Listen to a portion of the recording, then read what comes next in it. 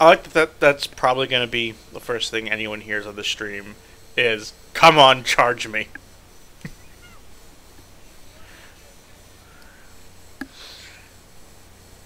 Alright, so we're live, we're good, and last week we left off with snake people taking you to a temple in a lake in the middle of a giant oasis surrounded by plateaus. A big ol' Mesoamerican looking city.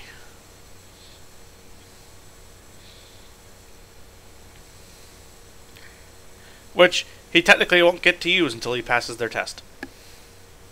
I mean, you have the level, but you don't get to activate any of its abilities yet.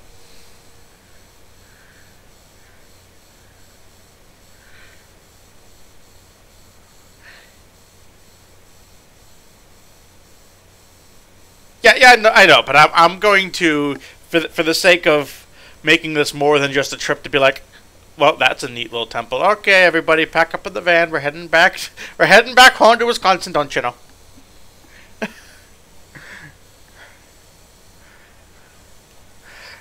I do believe I have insight into the minds of gods.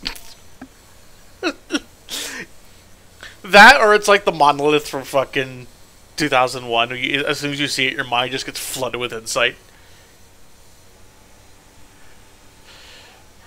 I never understood that movie, mostly because I fall asleep through the whole middle of it. Seriously, watch it 3 times, falling asleep 3 times.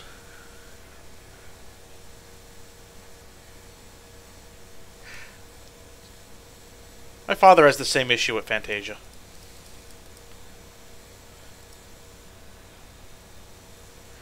Yeah. Right, so. Temple, outside. No, hang on, I'm making sure pages are good. Okay. Alright, so the snake people have taken you to the foot of the temple. And they lead you inside.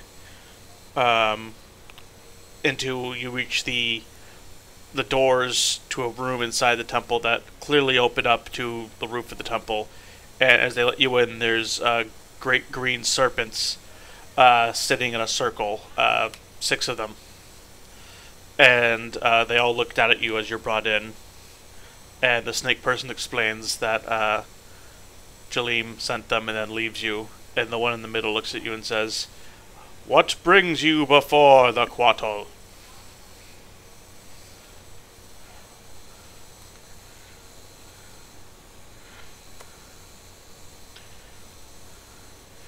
Then he seeks to abolish his debt under Koto law. And the others echo him as he says it, Koto law.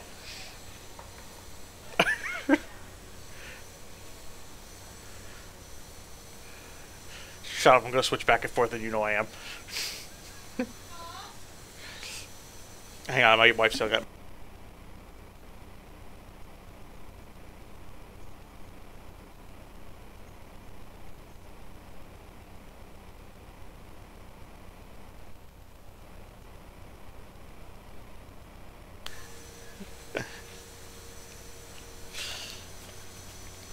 Okay, hang on. I'm pulling out my notebook from underneath everything because I'm going to need this in a second.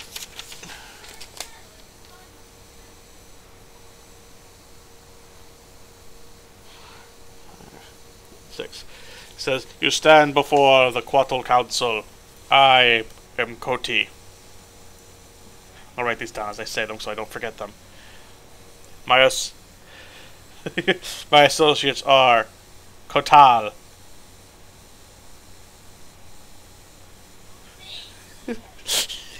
No, just wait and see.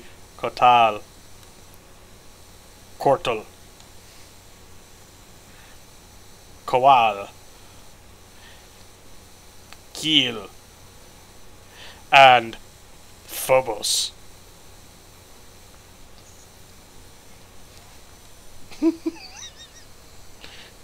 No, keel, like a boat, but with an yes, but with an accent.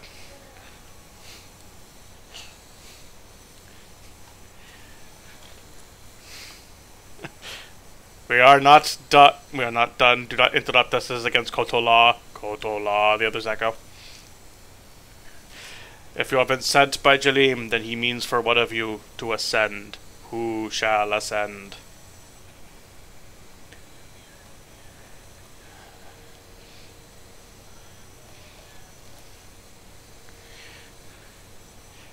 Then they look at you. Then are you prepared to become a servant of the rainbow? Then back away. Look back at Ymir. Under Kotola, you must pass the test in the jungles. And the others say, Kotola in the jungles.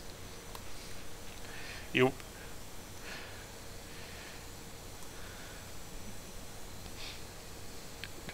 He just stares at you and says, what did I say about interrupting?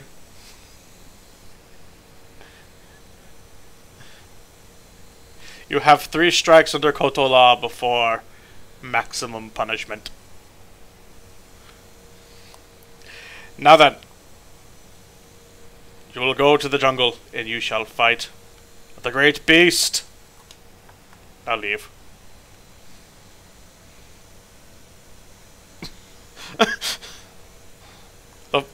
The floor recognizes one of the small ones. That one in particular, he points at you with his tail.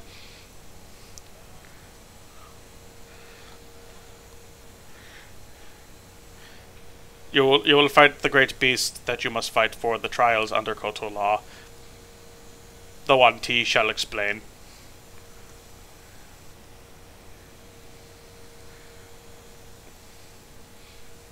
There, yep, that's it. We're done with you.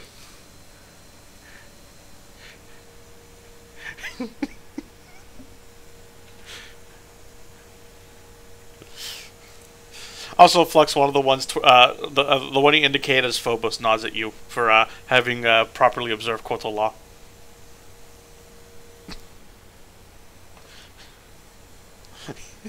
he does. You have respected Koto law, and the others kind of mutter Koto law.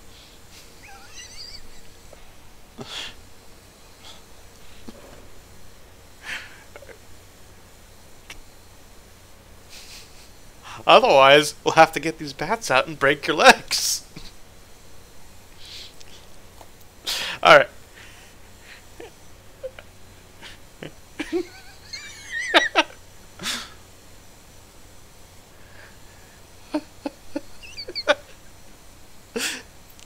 They all have appropriately sized great clubs grafted in their tails.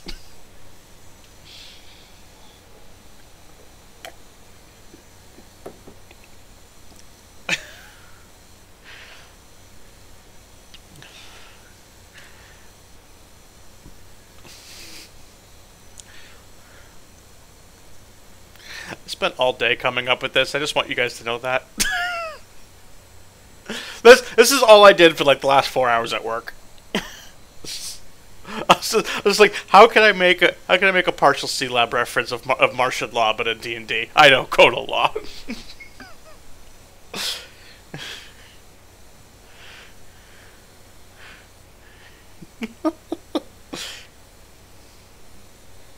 Okay, so the Wanti, who kind of was outside the door and looks like he just is oh so happy to be here. Clearly tired of the Koto law shit by now. Leads you outside and says, alright, we'll take you to as close to the lair of the beast as we can. And, I guess you guys gotta go kill it. And it generally eats us, so I don't know how well you're gonna do. It's big, it's angry.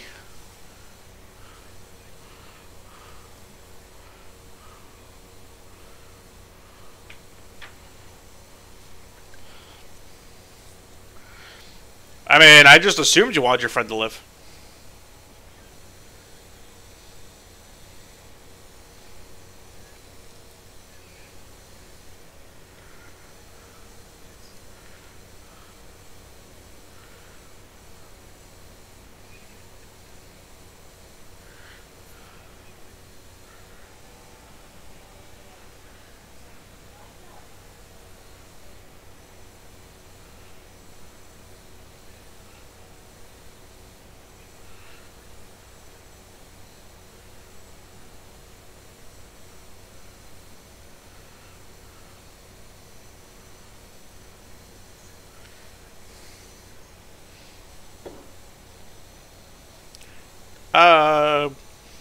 mean, no one's actually lived to fight who fought it, so. I mean, how else do you explain people getting eaten?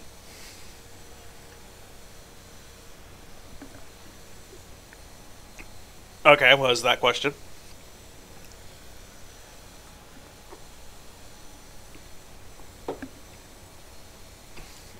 Yeah, right outside its cave.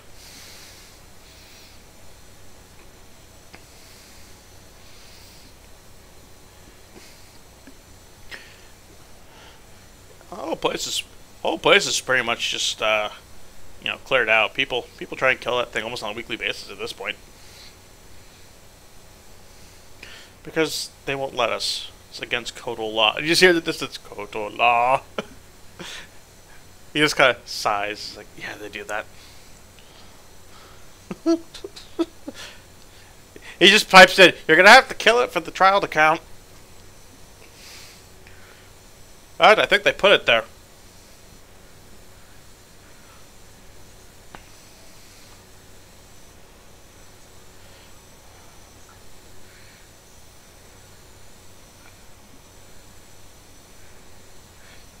No, there's literally they take you to the far side of one of the plateaus, and there's just a cave at the side of it, and like a big open clearing in front of it of like crushed trees and shit. I mean, there's there's some, but this will invalidate the trial. I'm just saying right now. Biggest rock criminal can find.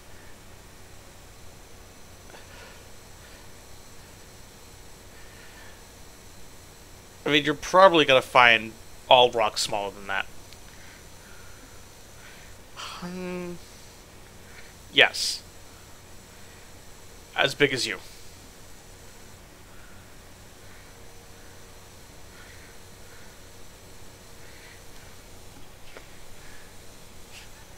I'm actually I am curious how this plan will turn out, actually, so I'm going to allow this.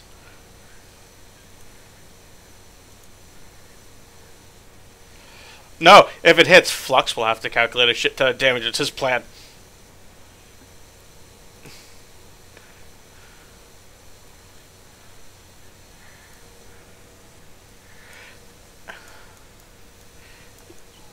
Yes, there's still jungle.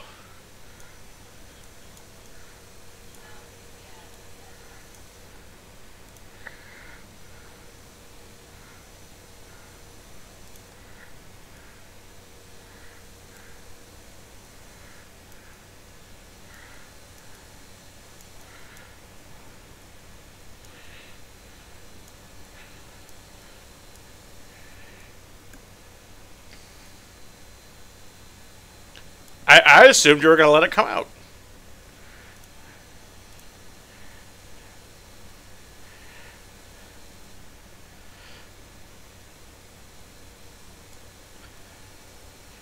Oh my fucking god.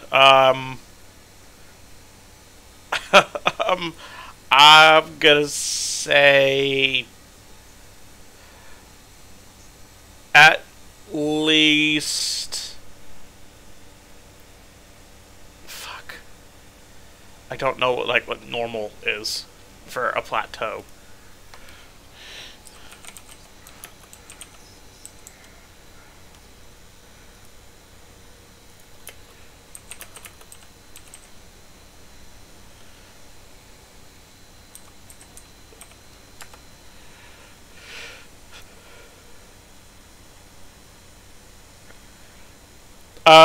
It says here, the highest plateau is 14,928 feet, so I'm going to say about 2,000 feet. £500 there. You found a 500-pound rock that you're hauling up 2,000 feet. Yes.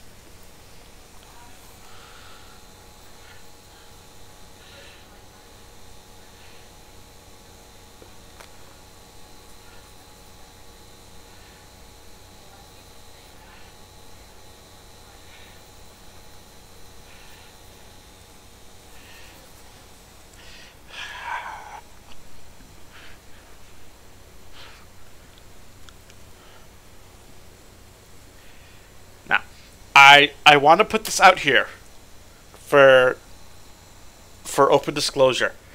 This is the single encounter I have planned for the whole week.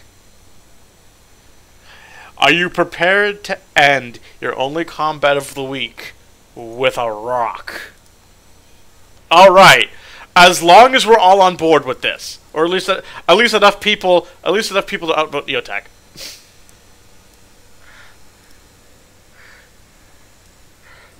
That's brilliant!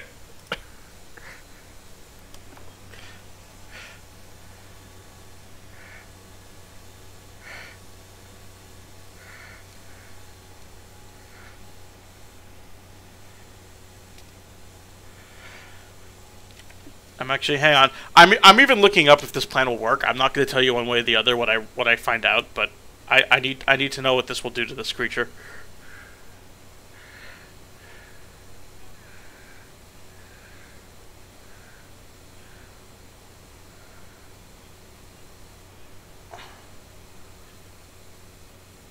Not necessarily. Not if it just crunch.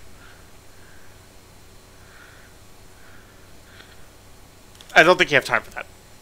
I am DM ruling you have one shot at this.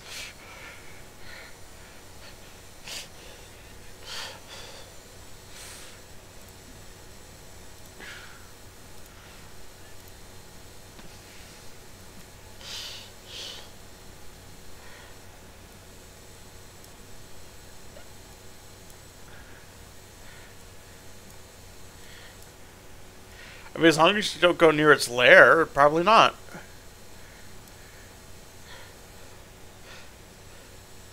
You can go up the side. I mean, it's a big plateau. It's 2,000 feet tall. It's got to be wide. More or less, yeah. It is a plateau. It's kind of what they're known for.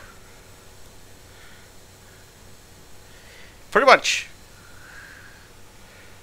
There's like, at best, like a 12-degree incline near as you get near the bottom for a few dozen feet.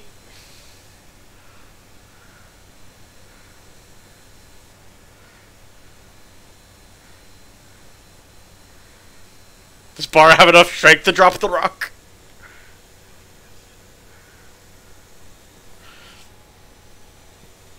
A fulcrum.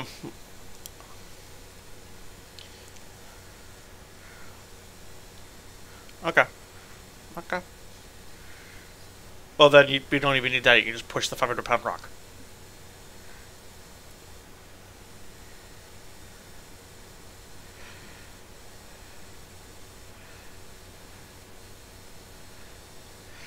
Oh yeah, I forgot because D&D assumes you have stupid strength. All right. So I think we're all agree with this plan. I want to see this plan. I want to see what happens.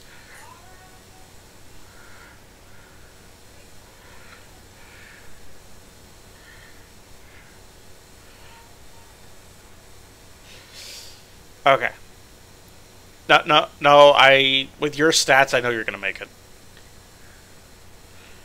All right. I'm going to assume, for the sake of expediency, that everything's in position. You have a signal worked out. He's given the signal. You're outside the cave. Are you prepared to provoke the beast?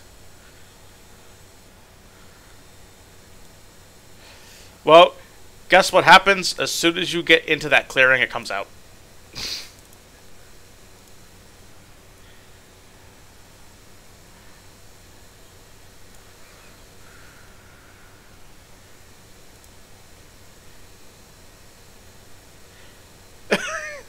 I know! That's why I'm like, I want to see how this turns out. Because you're fighting a 12-headed Hydra.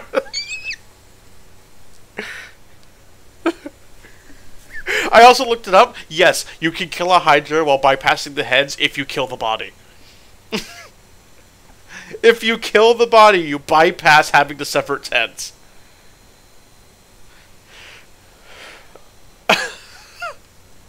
Alright, since this was planned, everyone gets their initiatives. The rock gets to go first, no matter what happens, because the rock is going to be a surprise round.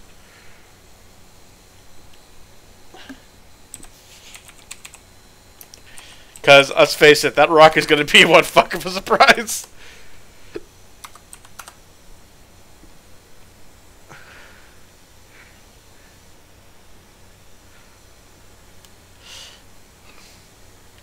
know, an 8.07.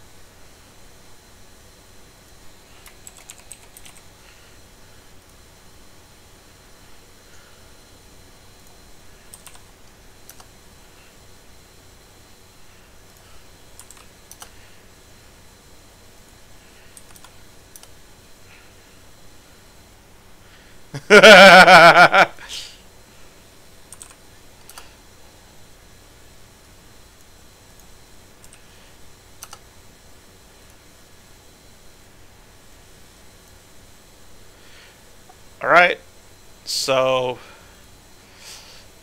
are we gonna DM roll the rock, or... Because the rock gets a surprise round.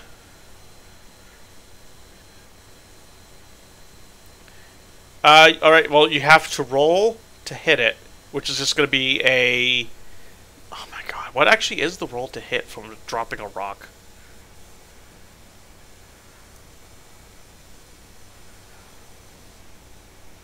Actually, well, what's funny is Bar only rolled 11, but he technically gets to jump to the front of the turn order because of this.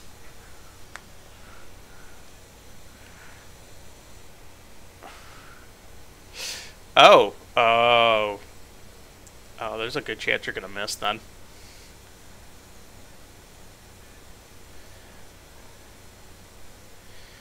Yes, roll.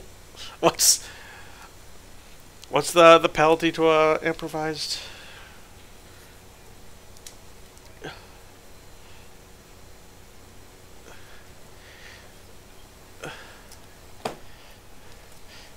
Well, frankly, I imagine Bara has the better ranged attack anyway.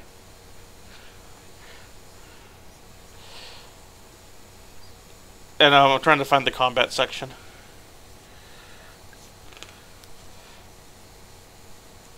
Okay, shouldn't it just be in the,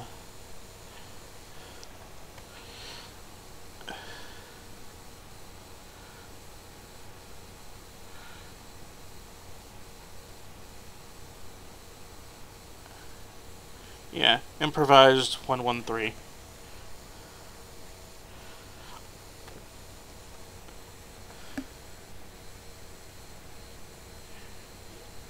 Yeah. I'd also classify it as an inappropriately sized weapon. Where's page 113?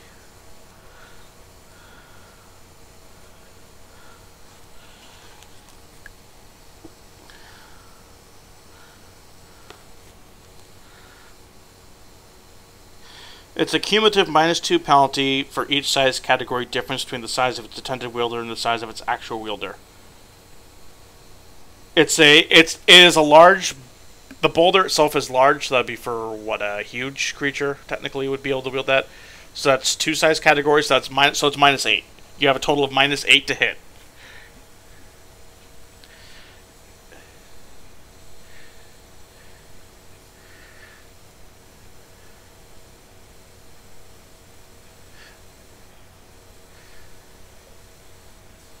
Wait, what are we doing for an AC? Why is that 10?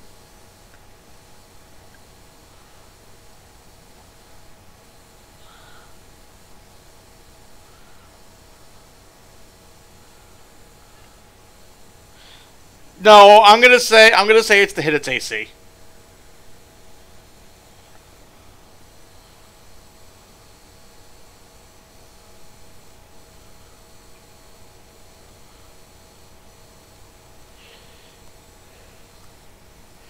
Yeah, but if you think about the rock, since it's only a large rock, it only takes up 1 square.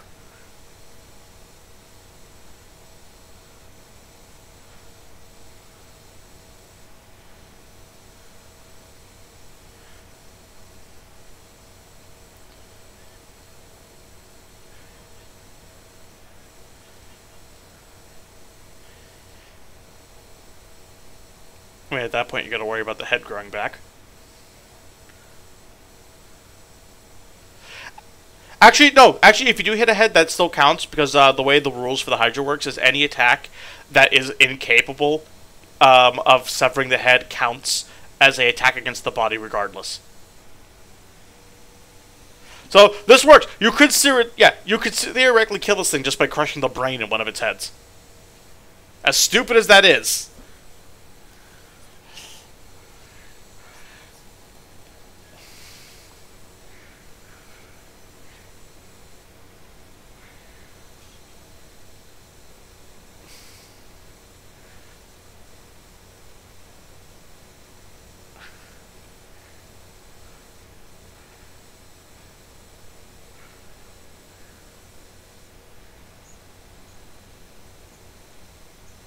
Try again. Yeah. Okay, everyone, stay alive for 20 more turns while we haul that thing back up.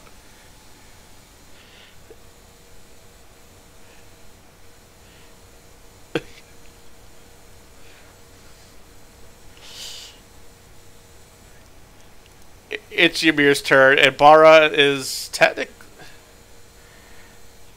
Oh, yeah, hang on.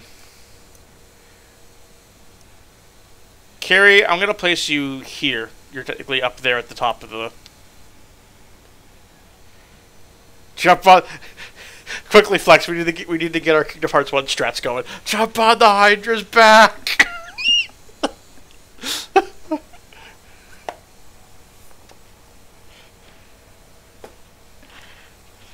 Of course. Back in the trees behind you where it says jungle.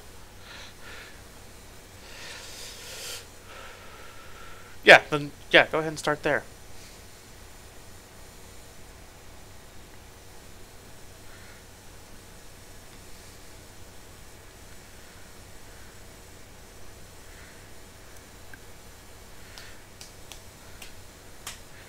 Oh, that's a crit. Let's see what you get. Yes, you confirm the crit.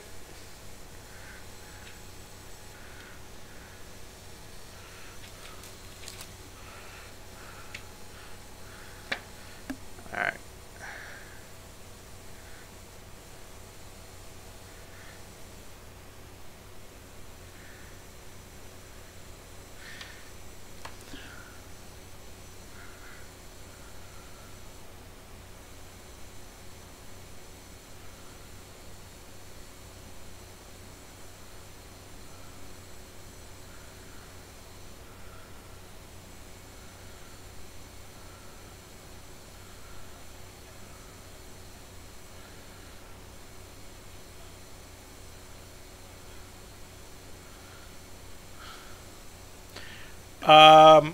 No.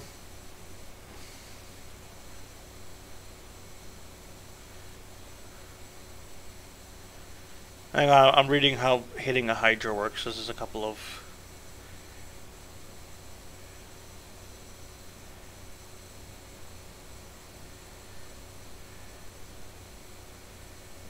Okay, to actually sever head, you have to make a Sunder attempt.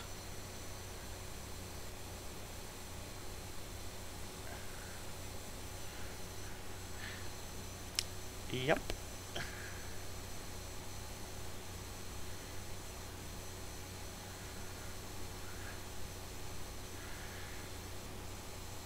Yeah, so you can either go for the heads, which have less HP but will grow back if you don't burn or freeze the stumps, or you could attempt to kill the body.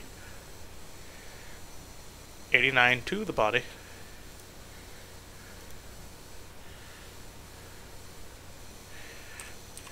Yes, it does.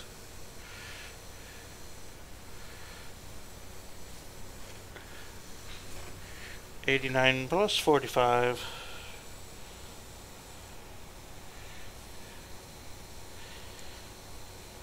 Where's my calculator? Hang on, I'm getting my calculator out.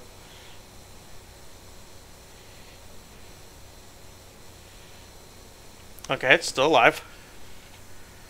That hits.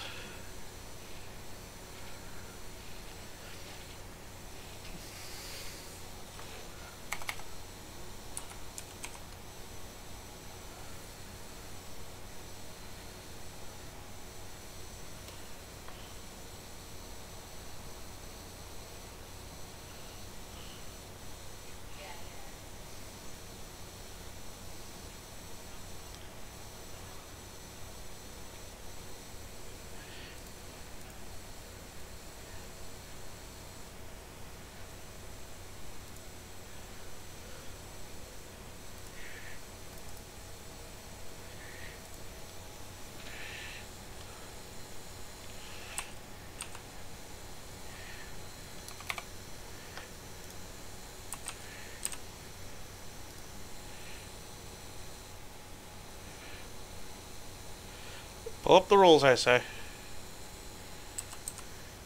Not that it matters a whole lot, but...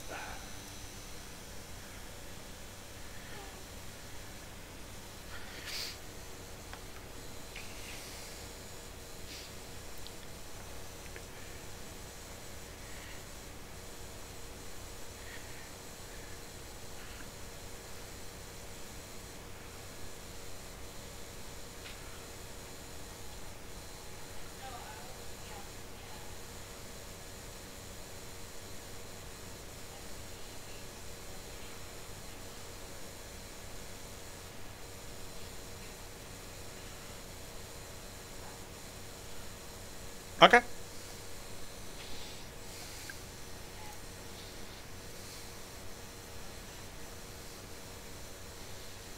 Yep.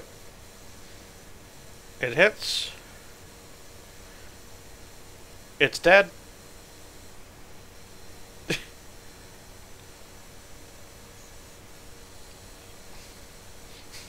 the rock... No, the rock landed on it, just kind of bounced off.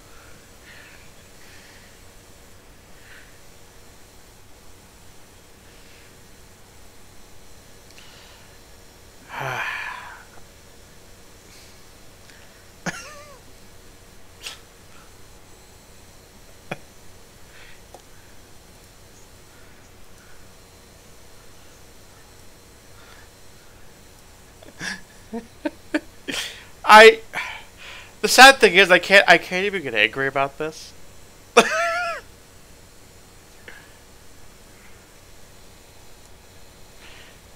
No, that's why you guys are getting your buffs. There was a great... If he hadn't critted, it probably would have lived one more turn. Probably just long enough for Ymir to finish it off and be like, ah, look, I killed my beast for my challenge. Which was kind of what I was hoping was going to happen.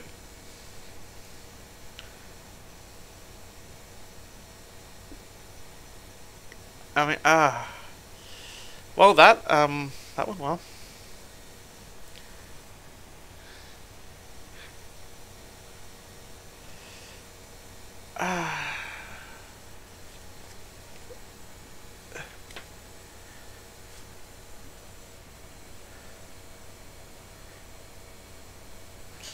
Alright, I'm gonna figure out what treasure was in there.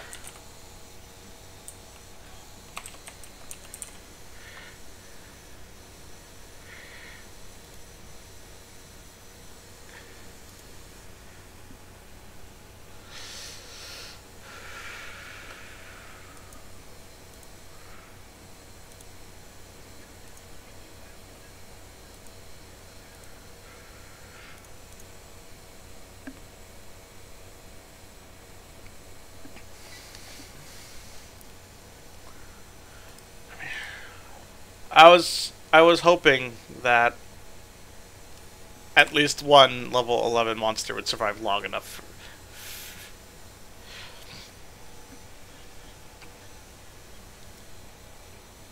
I know. Look, Neotag, it's very hard to find monsters that are that level that I could justify being in a jungle.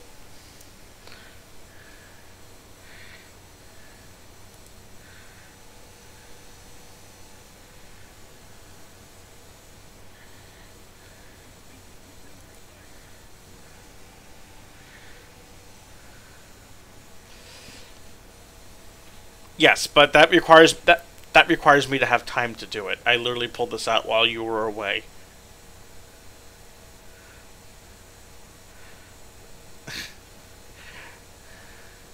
Okay, you guys found a wand, a great sword, 2 scrolls, and some money.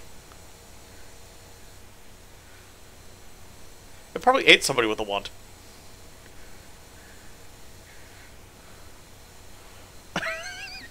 Don't touch the butt wand.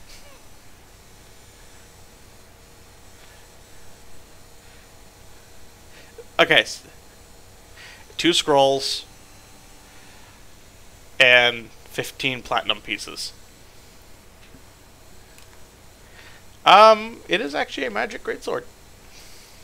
It's a... No, I'll tell him right now. It's a +2 vicious greatsword.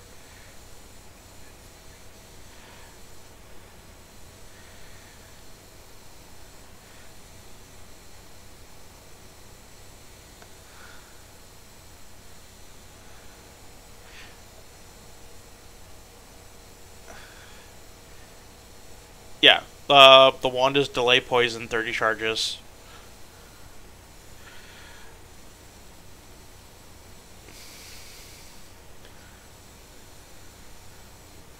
That I'll tell you at the end of the session. Well, since I don't have it yet.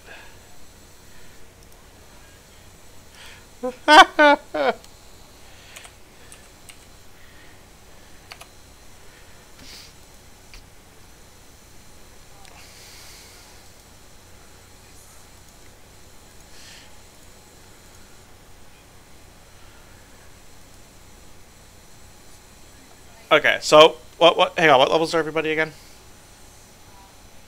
Everyone else is 7 or 8.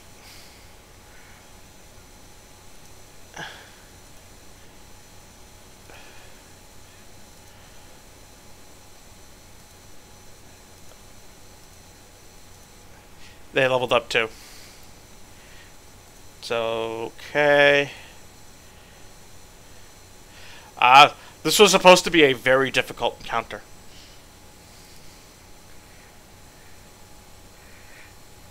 Alright, the first scroll has 2 effects for some reason. It's detect undead and make whole.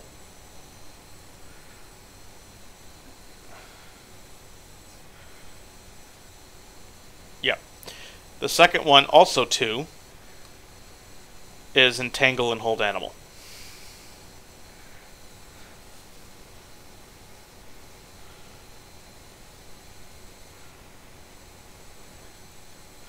XP wise, Red and Flux got 900 XP. Everyone else got 1080. So now your XP's in high def.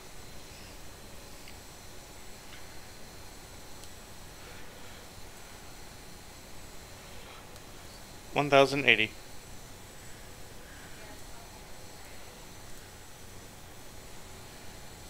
Na, na, na.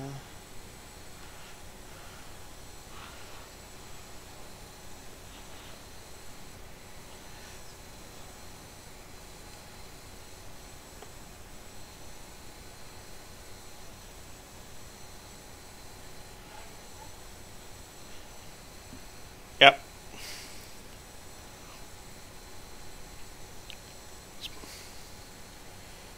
My brain is doing cartwheels like right now, trying to be like, what now?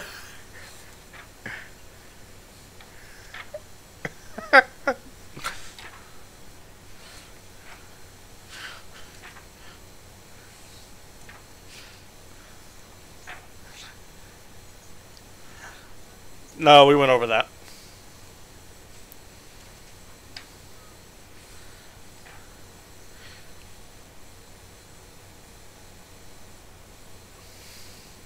It tastes soggy.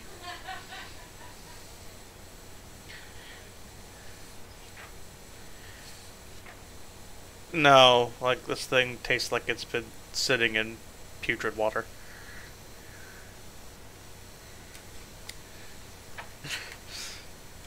All right, you guys ready to head on back?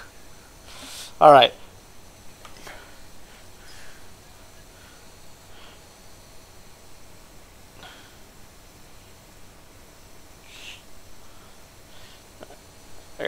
I'm just gonna say you guys take back a trophy. You're back at the city now.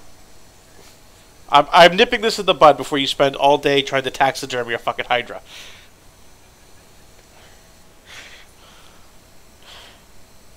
I can kill time.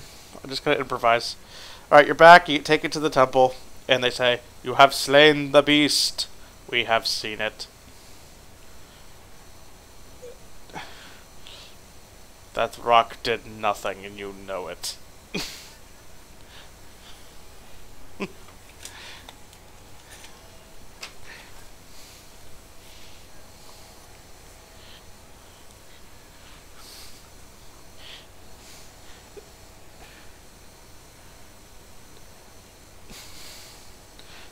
They they look to Ymir and say, "You are now a servant of the rainbow,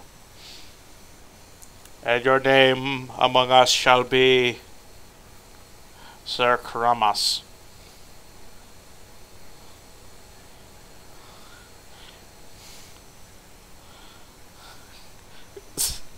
Kramas. Kromus.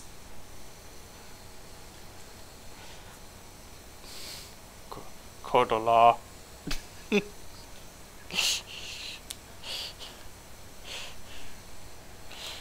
Yeah, they gave you one of the feathers. They also give Cromwell a very nice and tasteful fruit bouquet.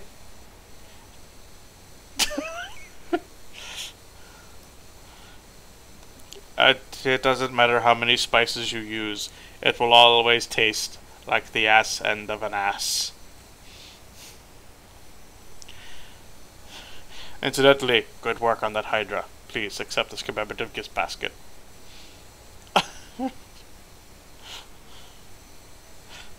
It weighs exactly 3 pounds worth of fruit.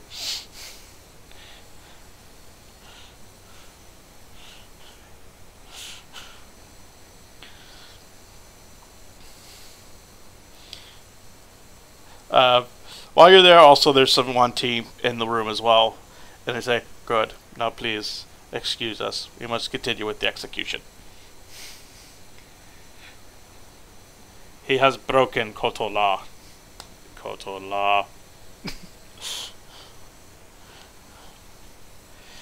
He performed acts of evil.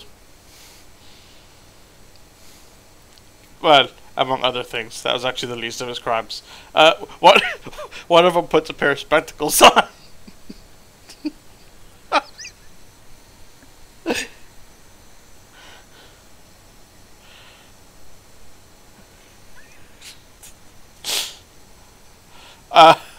Well, you see, and then he explains the snake, birds, and bees to you.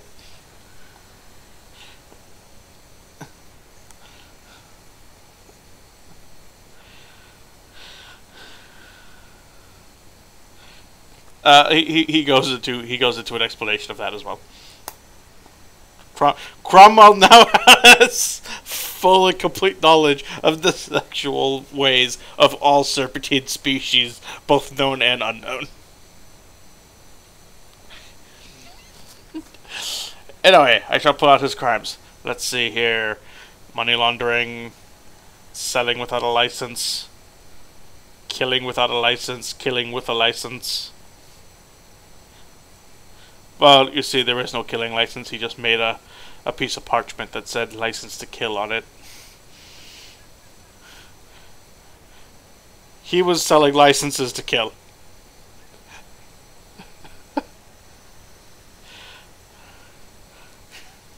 Well, you see, he looks up by the snake people. Show him. They pull out a rather oversized gold coin. He's like, "We use these."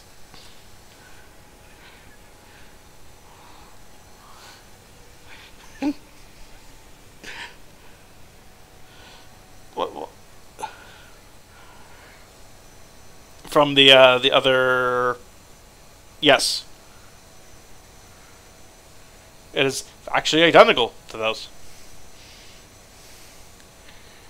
A regular gold coin, I'd say, is about the size of a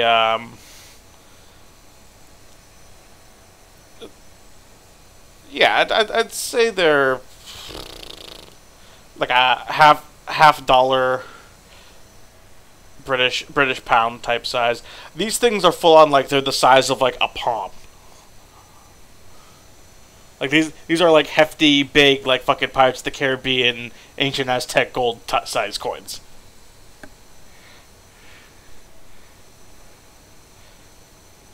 Probably.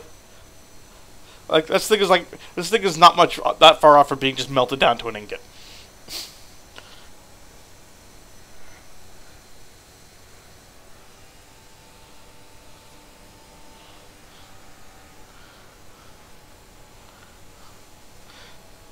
But yeah, he did various other things. Let's see, worshipping god known to consort with evil. At this point, he's actually got, like, a little piece of paper, like, being pinched between, like, some of his coils, and he's reading it with his glasses on.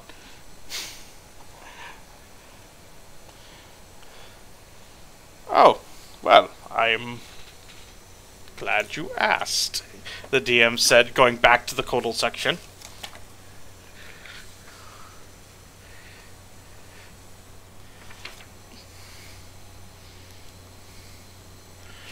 They were worshipping the evil god of the Wanti. I actually don't know what the Wanti god is offhand.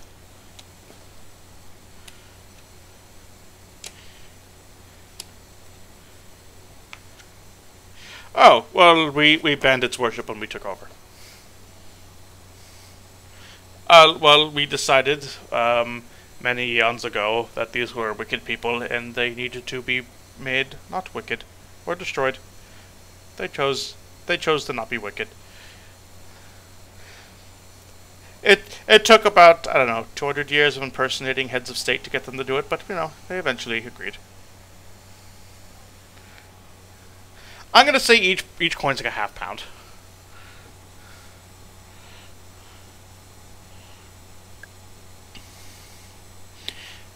Incidentally, they now perform the execution by each of them shooting a blinding ray of light from their mouth at the guy and burning him on the spot with scorching rays.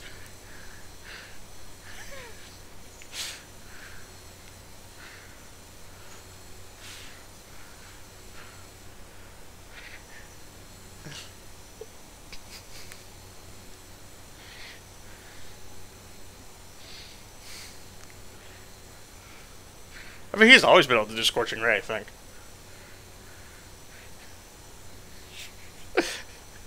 You could probably cast it however he wants, technically.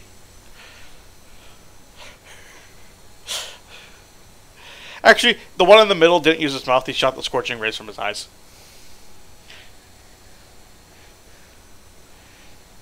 Yeah, you're like in an open-air temple roof.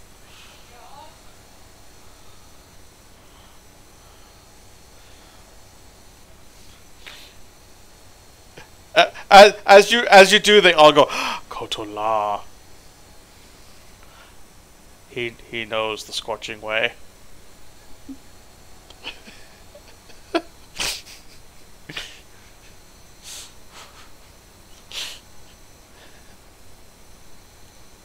His mouth is a killing organ.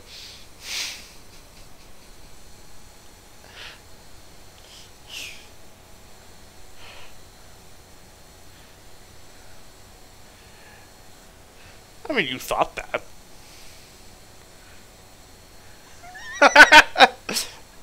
I'm also saying that getting your upgrades from the Codal seems kind of cheap and outside of the purview of what a Codal can do.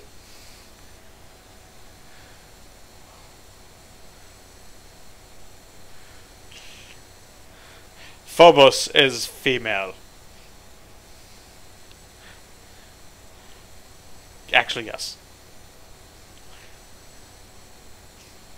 She bats her eyes at you.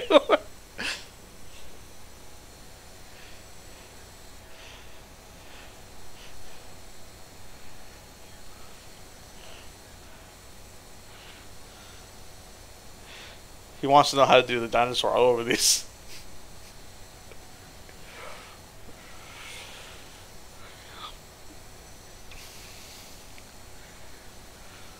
Who said anything about that? What do you know about the Great Evil? What do you know about that? No, you shouldn't be. What? No, what? They both like they all six of us come down to the ground at this point. Just go like, okay, no, hang on, seriously. What happened? We've kind of been out of the loop, bro.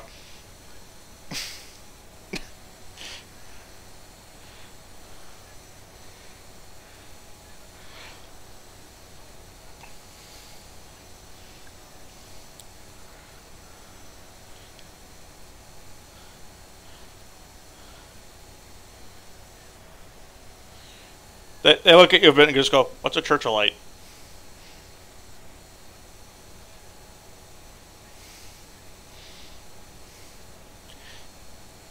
Yeah, you explained the Church of Light to them. they seem puzzled by this concept, but accepting of it. Like, well, I can see what they were doing in practice, but that was kind of stupid to build it. I mean, at that point, you should just put his soul in some sort of containment unit and shove it inside somebody.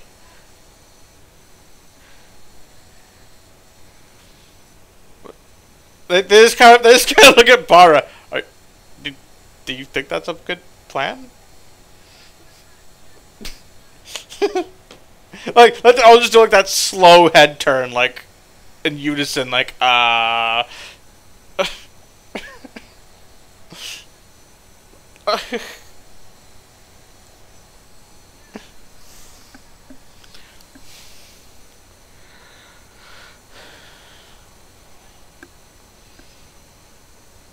Oh, that explains why we've had to magically change the weather in the jungle every day.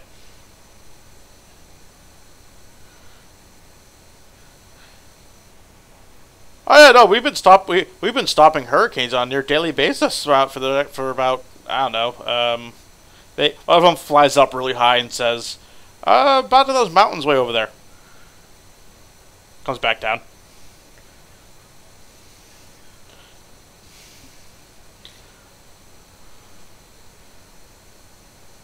They're, oh, they seem very alarmed by like everything you're telling them. Like, huh.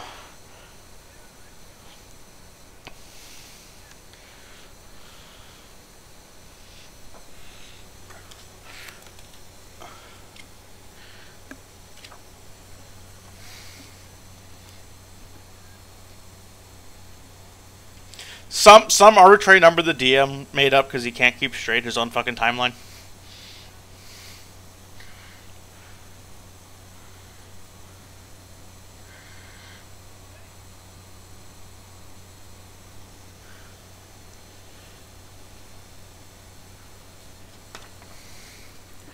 Wait, how does that spell work again?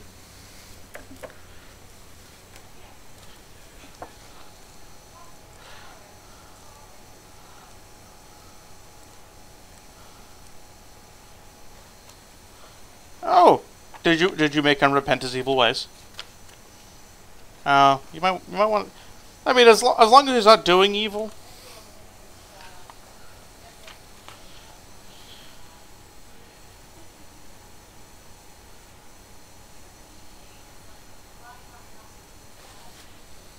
Yeah. Maps.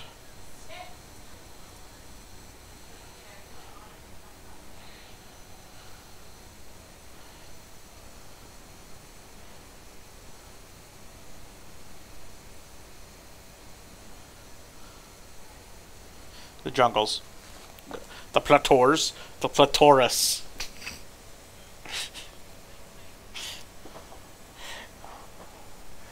Yeah, they basically been saying that they've been magically altering the weather for months now at this point, from where they are out to past the just slightly past the actual jungle's edge. Which probably should be implying that yes, there is horrible weather going on back where you came from.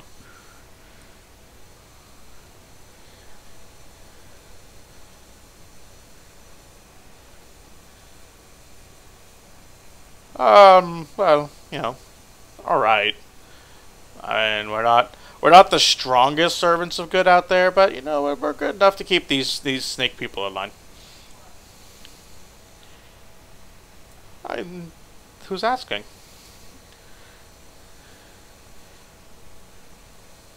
Well, I mean, we can help a little, but not a lot. But I mean, I know there's a lot of people.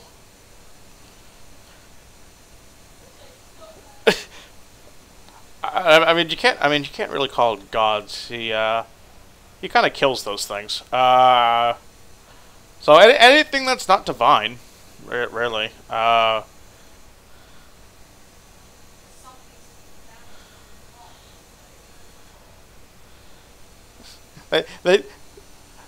They're mostly trying to like.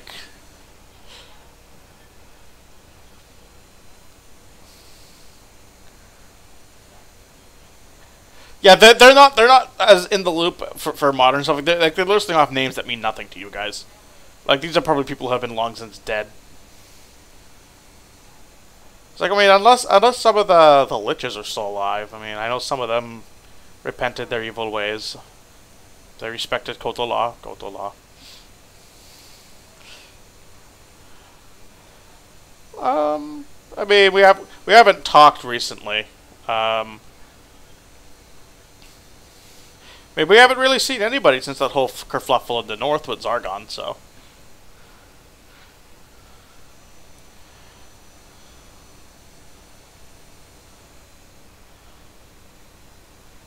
Oh, they live in a place called the Necropolis now. Oh, how fancy for them. Yeah.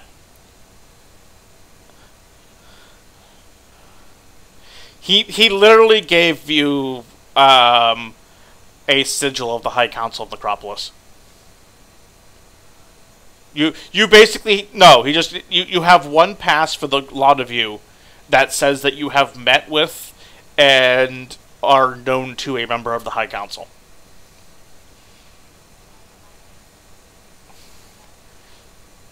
Yeah. No, any information that you guys can give you will be out of date. In fact, they're probably going to try and get in touch with Jaleem and figure out what the fuck's been going on.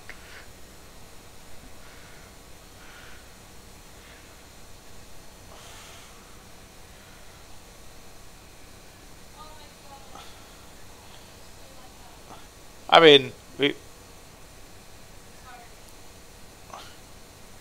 oh, you know, memory loss does that to you.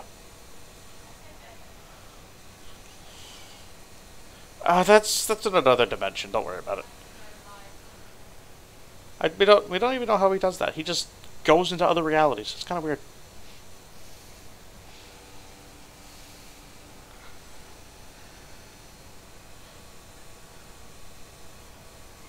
Oh, yeah, that's probably Zargon's fault. He's always had this strange. His presence has always affected the weather. The stronger he gets, the worse it's gonna get. Should probably watch out for that. He also tends to turn people into horrible slime monsters. You gotta want to watch out for that.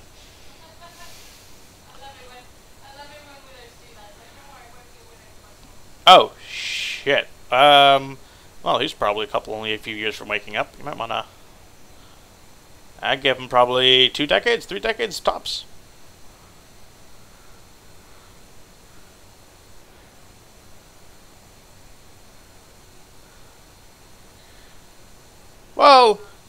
He's actually come twice. The first time he came, he just kind of randomly ate people, and people started worshipping him to try and make him stop. That's when he got the idea of doing what he's doing now, which is what happened the second time he showed up. And at that point, yeah, he's been recruiting people. He finds sacrifice. He likes easy food, and he finds sacrifices are nice, easy food. So he likes to get people to worship him and bring him food. That probably explains like all the random abductions the Inquisition has been doing for, you know, pretty much the entire history. That all the disappearances were for sacrificing to Sargon.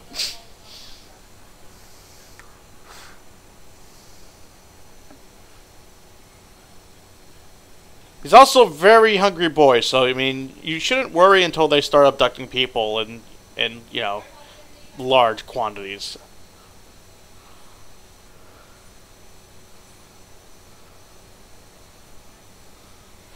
I mean, you can magically change the weather. I mean,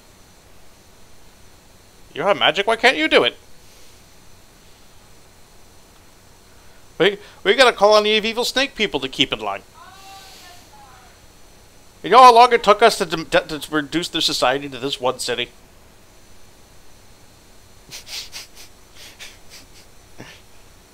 What? How long it takes them to reduce an entire civilization to one city?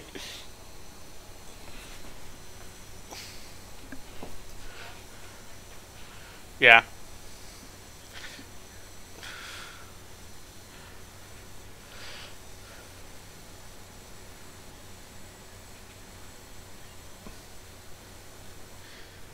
Well, the best thing I can suggest then is storm shutters.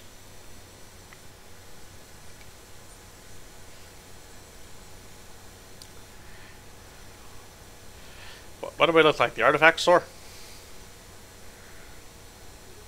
They kind of look very sad at that. Oh, almost as if they've just kind of realized that the world has come to the cusp of destruction. All they've done is just fuck with this one race of snake people out of their own self-righteousness.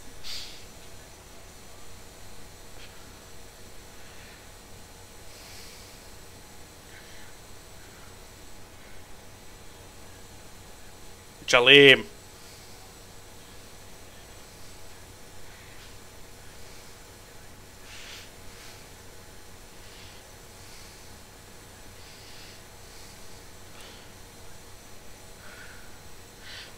Well, we do have a question. What do you know about yak people? Because we've been seeing them every now and then, and we wonder what's up with that. We don't remember there being yak people.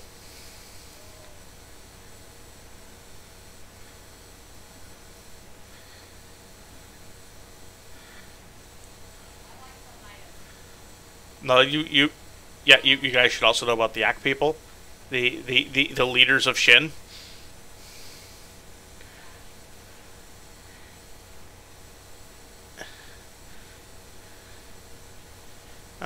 Should we be worried that they've been building cities?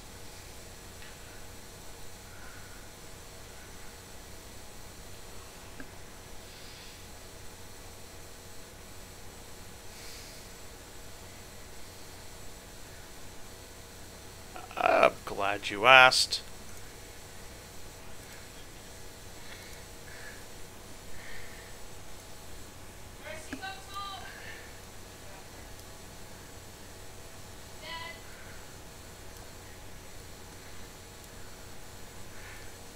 I mean, there's got to be, I don't know, a few thousand people in some of them. Some, maybe more along the coast.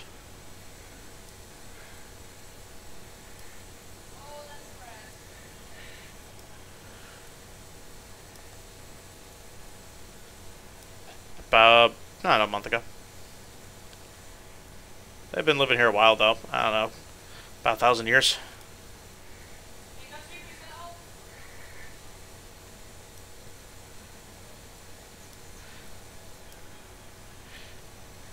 Yeah. Oh, you want to meet them? Yeah, we trade with them. They respect Koto law even if they don't follow its Koto law.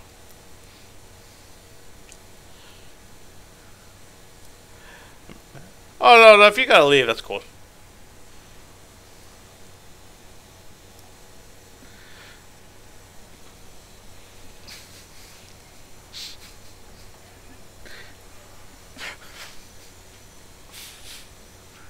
Yeah.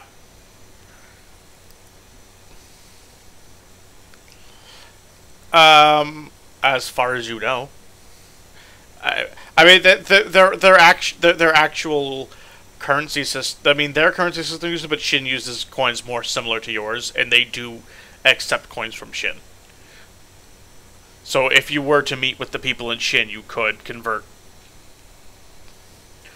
And each gold coin is technically a platinum piece for their coins.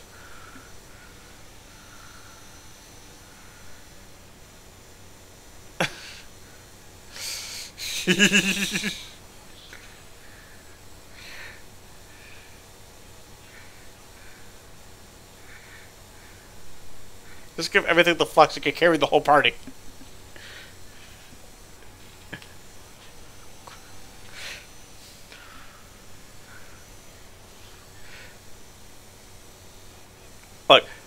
Look, what you need to do is you need to buy a full-sized carriage and just let Cromwell yank you around like it's a giant rickshaw.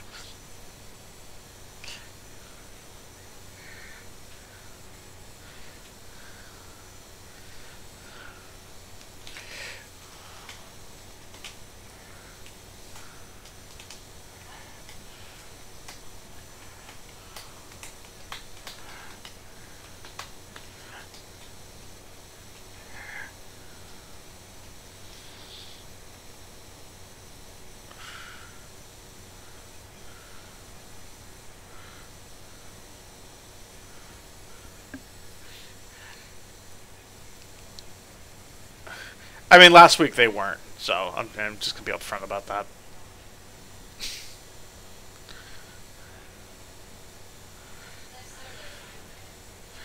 How? Okay, but that also runs into the issue of he wants to get them done now, so that he can carry them back to town. Like literally, just give them to somebody in the party who can carry them. Red.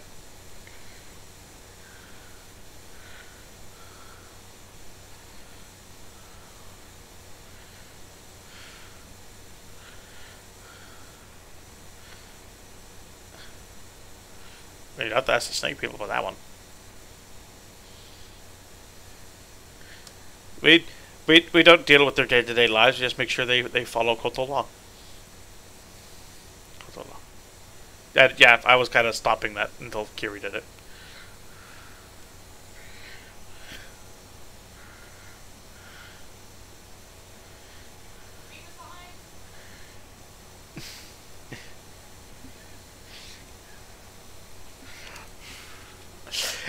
It's almost like someone dictating a destination and a species to exist for the sole purpose of the prestige class leads to poor storytelling.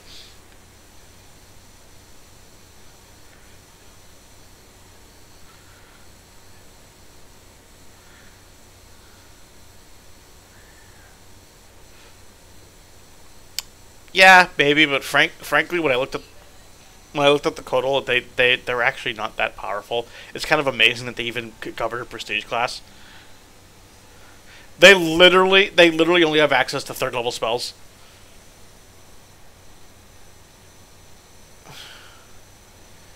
Yeah, but in Player's Handbook 1, they didn't have the psionics. And on Monster Manual 1, they didn't have the psionics.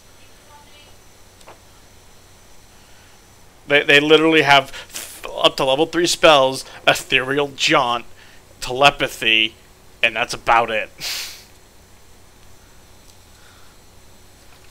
That's all that's in my book for them.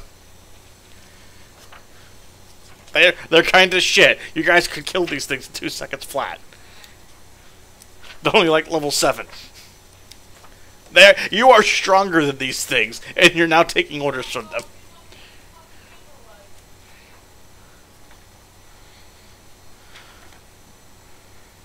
Yeah. Yeah. They can change shape. They have constrict, improve, grab, scion. They do have some psionics, but the only thing they can do with psionics is detect chaos, evil, good, law, thoughts, invisibility, and plane shift. Yes. She bats those eyes again.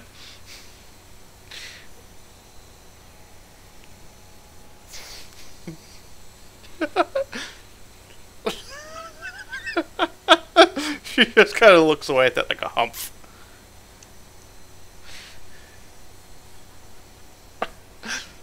Yeah, like the most impressive thing they could do is plane shift, which one of them's going to do in a minute, because he needs to go talk to people.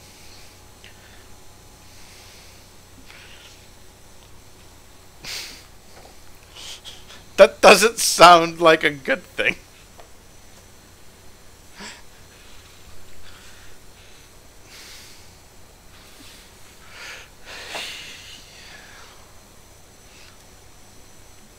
The Yachman of the Orlando Yachmans. Good, Orlando Yachman. I got my other manual.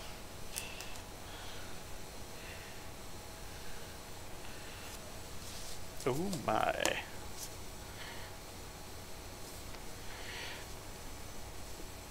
I think they might get grumpy about all that.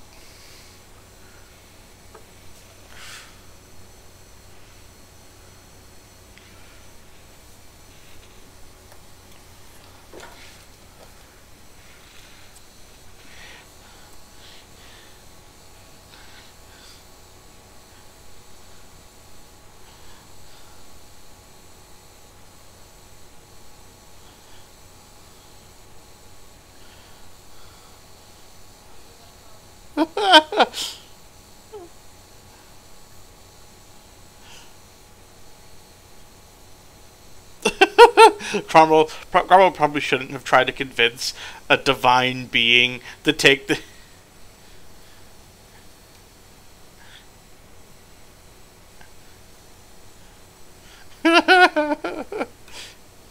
You don't think Cromwell is a very spurned lover?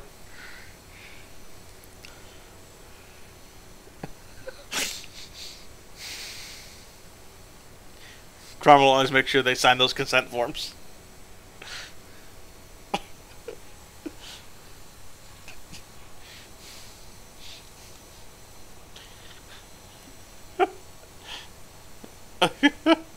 Alright.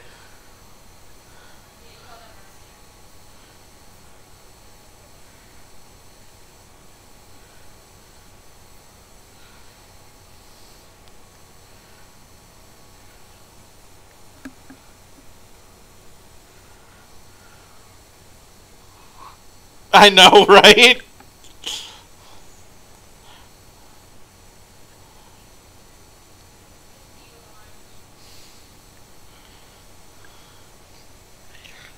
Yeah, as if someone was going to be what's their jumps? How much ups do they have? You know that came up at some point during playtesting. That's why it's there.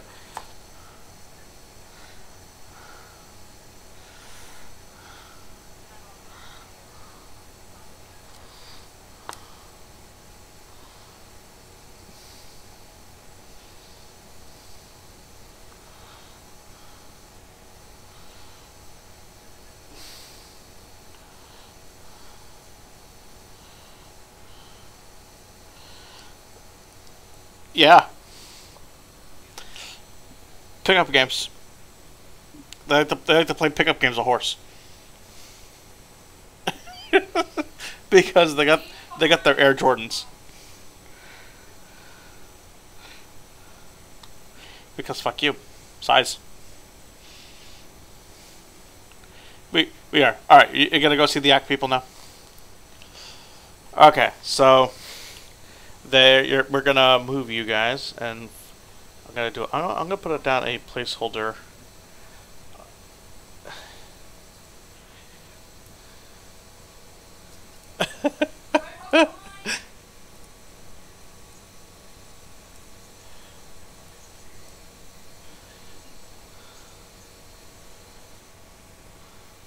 That doesn't really work out because it's automatically snapping to the grid.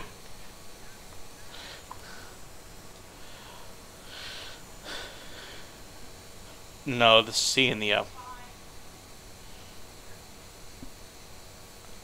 Alright, so you guys are gonna be taken to the nearest Yak City, which will be over here.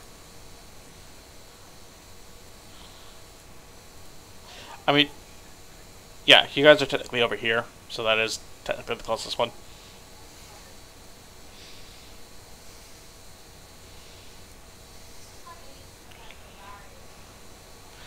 And that's only a few days away.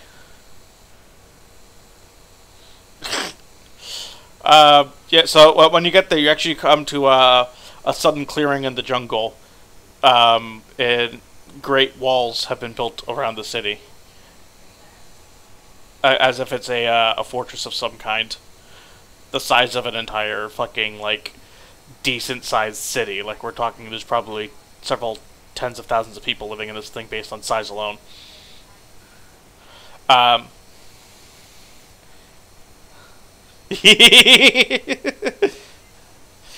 It's almost like you're asking snakes people to count.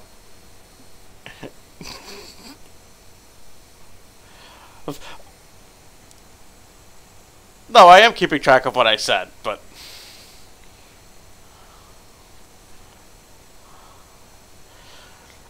Well, actually, funny enough, the city is actually mostly open space on the inside. In fact, it almost resembles training yards. You know, as you walk in,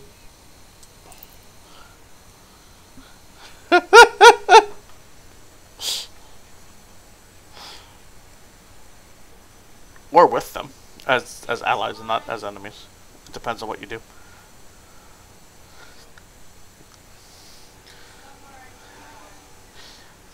Well, then the yaks will begin singing their war songs. Da da da da da da da da da da da.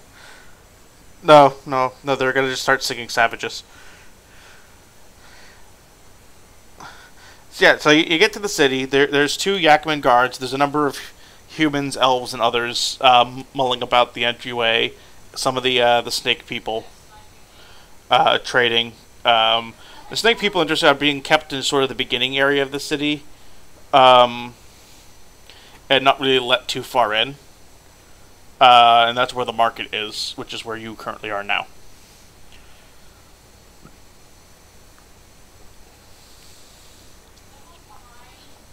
We are always trading for defense. Our enemies. Anyone who dares threaten the glory of Shin. He scratches his chin for a moment and thinks, not right now.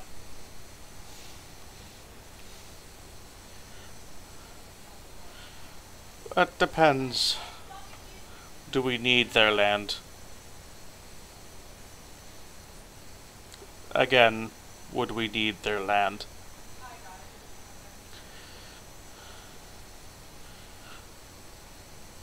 We would not take an inferior city. We would build our own.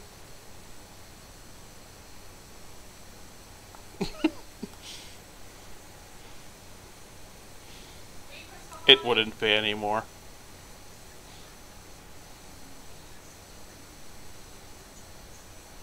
He kind of smiles like, and it would fertilize our fields.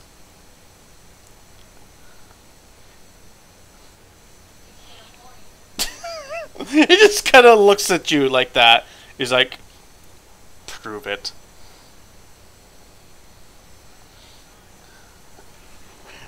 You know you're still carrying both the Hydra head and a bunch of Dragon Mint stuff.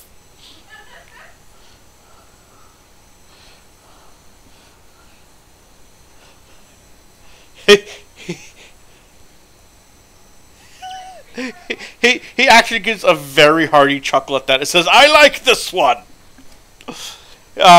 He says something in a language Flux you recognize but don't understand because you've heard it before, and no one else recognizes. It's the language of Shin. And the other Yakmen smile, and they start clearing the middle of the marketway, pushing carts out of the way to make a big open area.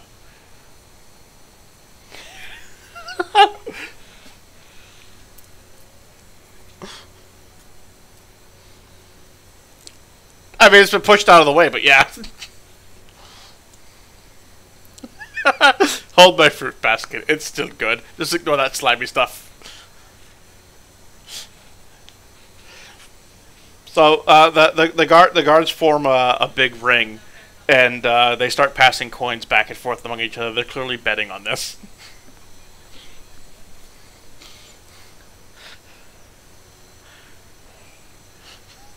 They put you down for betting on Cromwell.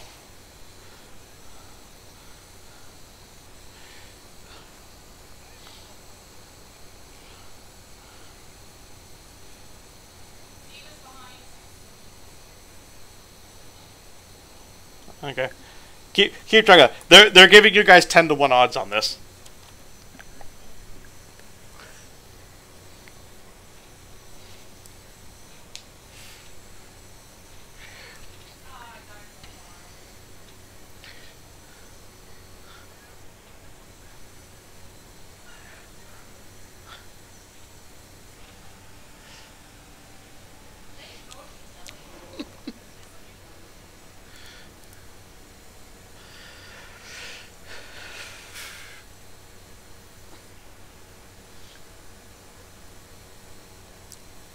Yeah. Okay. The Ackman takes his weapon and everything and his and some of his ceremonial horn decorations off so they won't get in the way. It takes his stance as well and simply says, "Come at me, little one."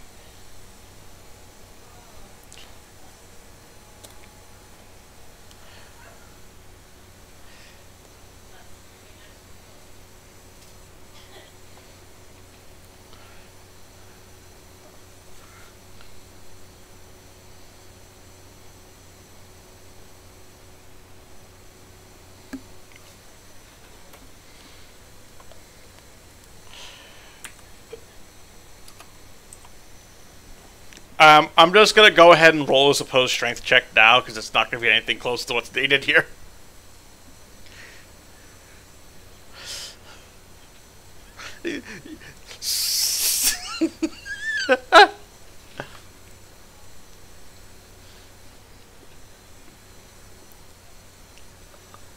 Yeah, no, just his nat strength bonus is enough to bull rush this man all the way to the wall.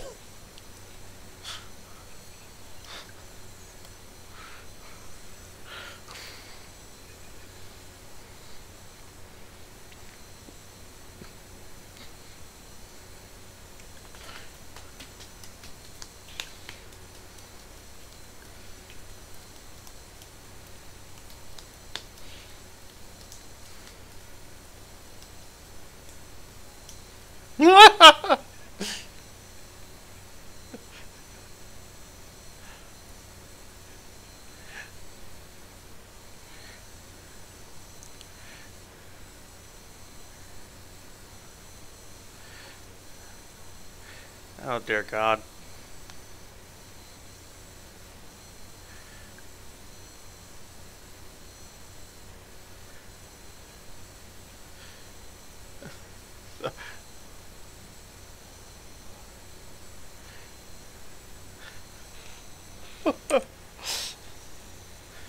And what? Okay, well, there's a plus.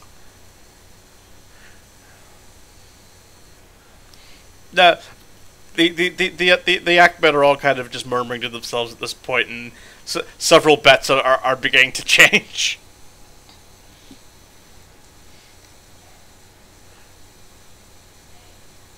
Uh, yeah, there's nothing against it.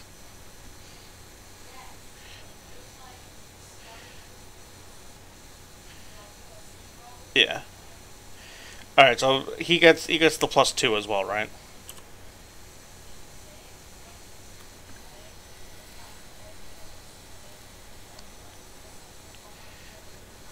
He did not. He just tried to eat it. All right, he charges you.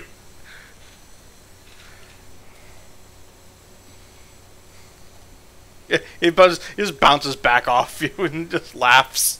You are strong.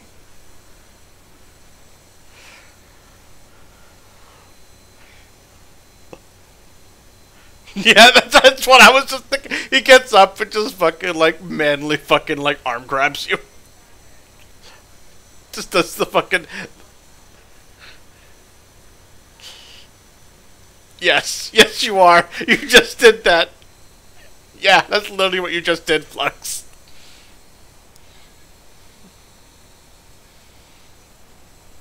Yeah, everyone who betted got 10 times what they bet as winnings.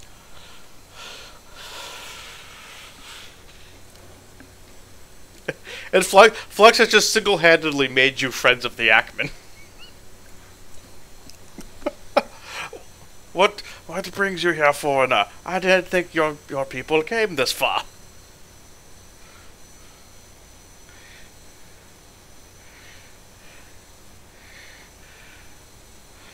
Oh, things have been fine here. We've just been guarding the colony.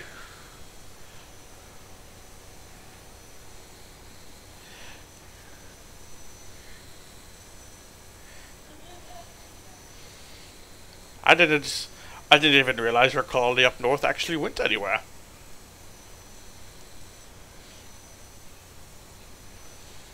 Yeah. Last we heard, you hadn't even left yet. News travels slowly down here in the colonies.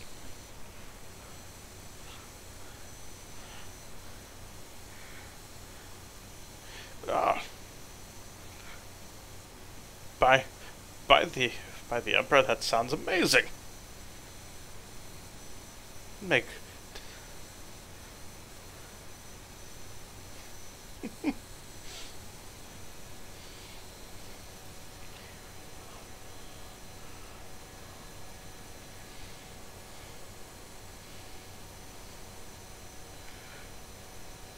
I mean, this is like your first opportunity to meet another faction from the old world, so I mean, there's that. Yeah, plus you just made a shit ton of money.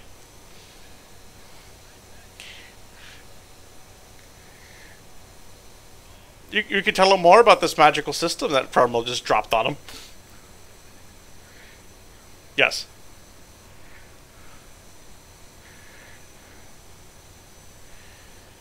That's a good question. Good question indeed.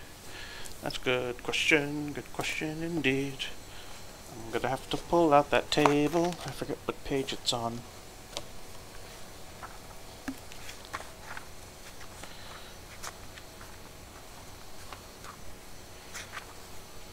Yeah, the Yak guys put his stuff back on at this point too.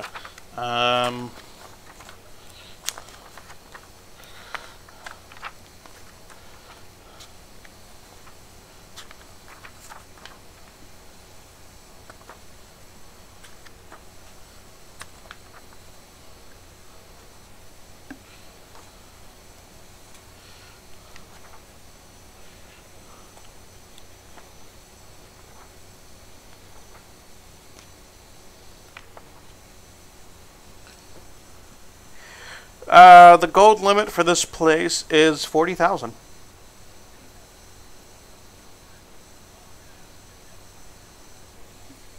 Ah, tons!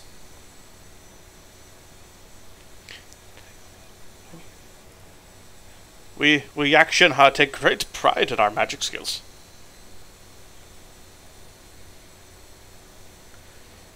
Ah, one of the weapons of the ancients.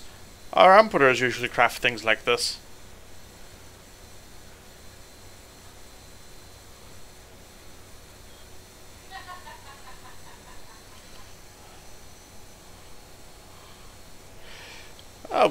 We've scoured such oddities from the ruins around the colonies for many years. If you want, we have libraries documenting our findings.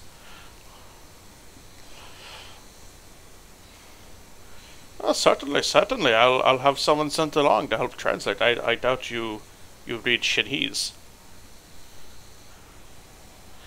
I heard that, Flux.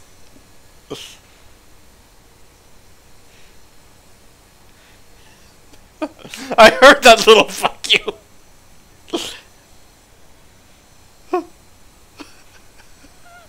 Look, I already came up with their actual people being called the Yak Shinha when the book literally just says they're called Yak folk.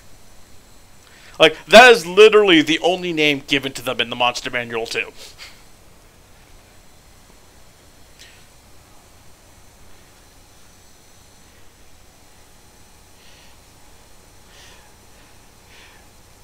Yeah, no, yeah, incidentally, those books, some of those books you found that you didn't read yet, yeah, that's their own original languages, too. That's also, newsflash, that's why that one vampire had an accent. Yeah, the ancient version of my world, every country had a language, like on Earth.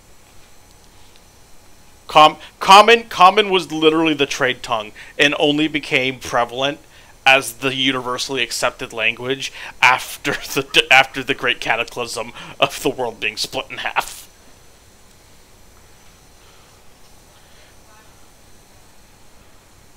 Yeah.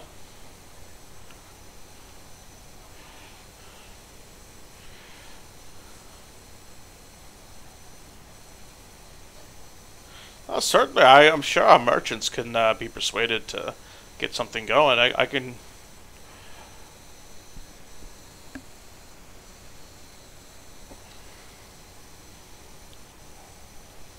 Oh, I'd love to hear about these mountains. If you speak for these colonies, I'd love to show you where you could speak to such people.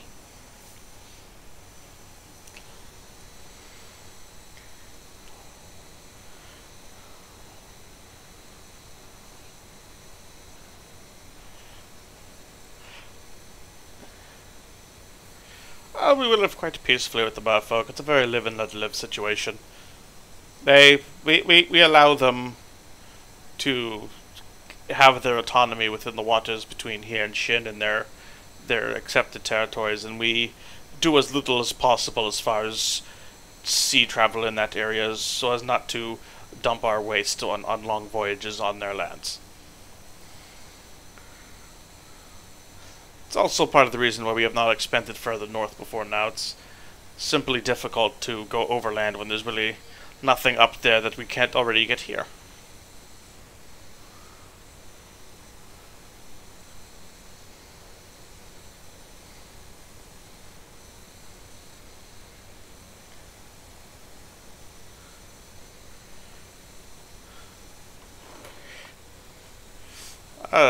Well, we don't deal too much with the others, but I had heard one of our colonies on the far coast did speak of Kadishian ships at one point. But that was a long time ago, and we don't know what came of that. We never felt the need to investigate. Well, here's the funny thing: Kadish was part of your expedition.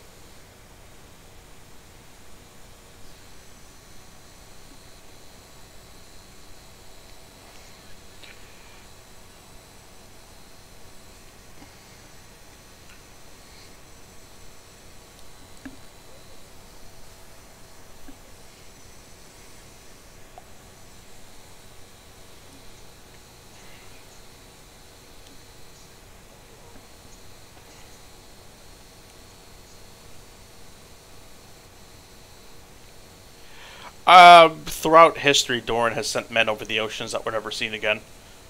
It would not be implausible to think that some of them may have found their way here and just never come back.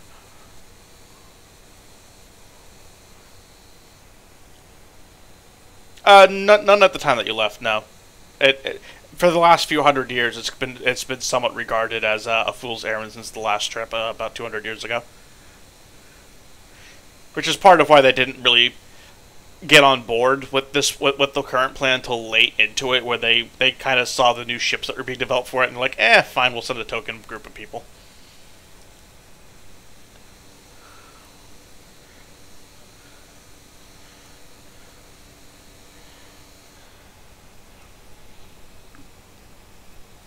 Okay.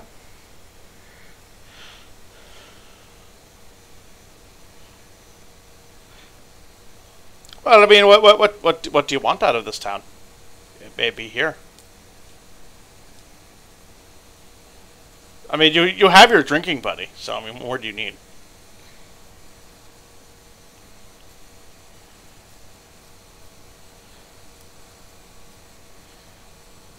Minotaurs?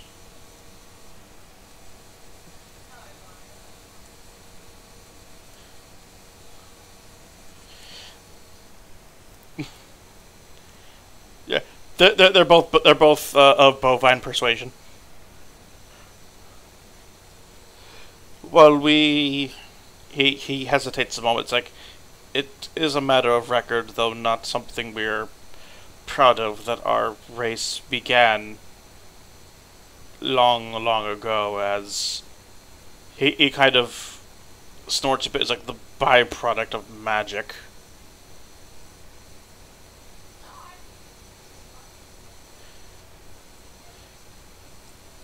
Yeah.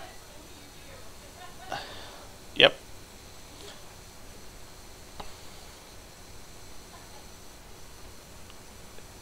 I mean, if you want, Neotag probably has already seen it. Since she's been to the library, you can probably summarize that the natural species that evolved into the Yak folk had a number of their people experimented on by early spellcasters of humanity, and that a number of monstrous experiments were created, and that one of these probably became the Minotaurs in the north at some point.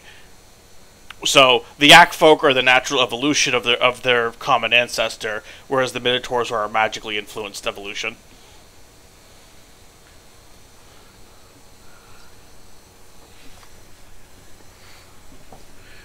Yes.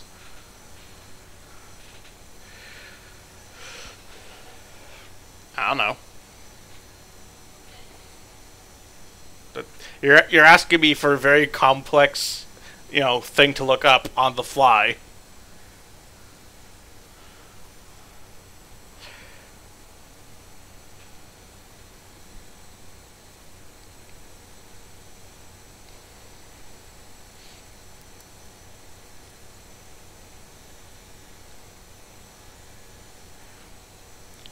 I was not expecting the crowd to be like, so you want to add casual sex to our relationship?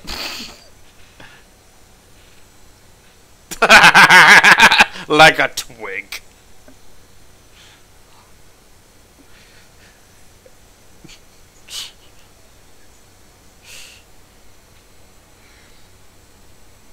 Yeah.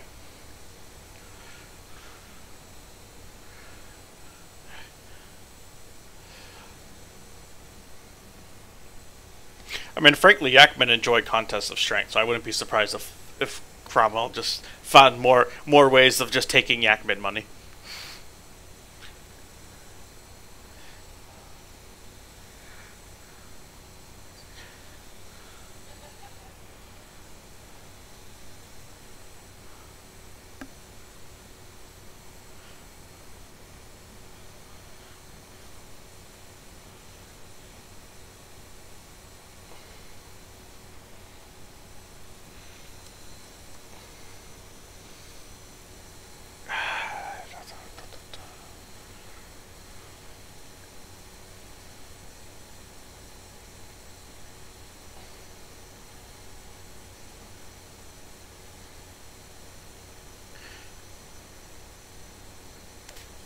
Eradicate.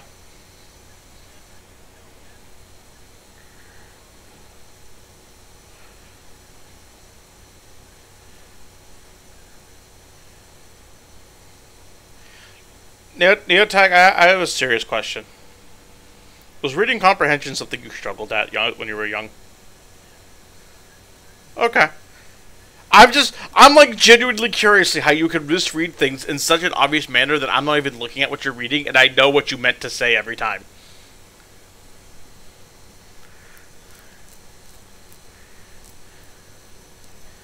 I mean, so did I.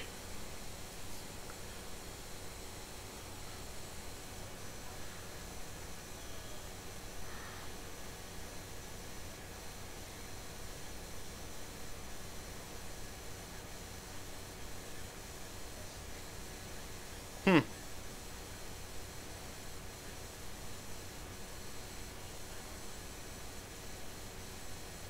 Okay. Let's see. I was just genuinely curious because it's just like every single time you read something, something comes up.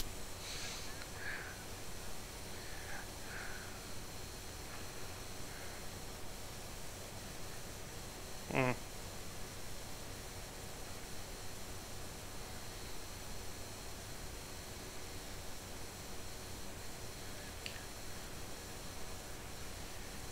Okay. That's.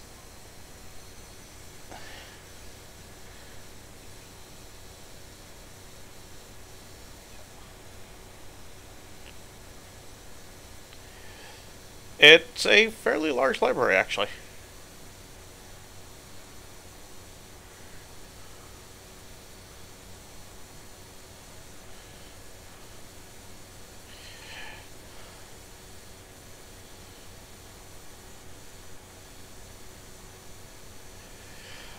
The clockwork stuff section, I'd say, is a good sixth of the library.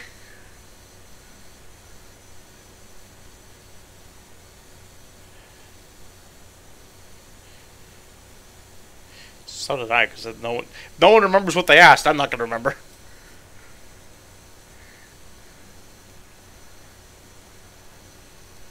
The clockwork things, I remember that.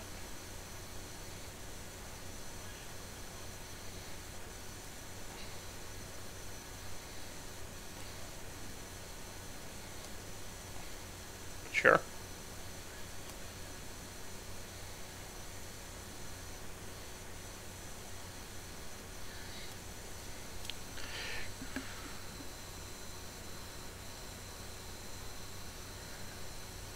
The cultural nuances and the proper nouns.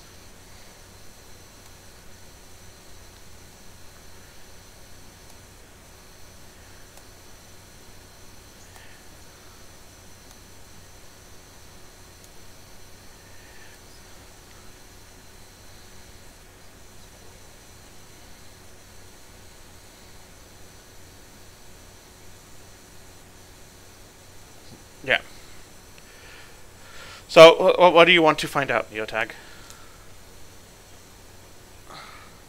Okay. What do you have? What do you have for relevant knowledge skills that you could use to do something better than just a flat intelligence roll?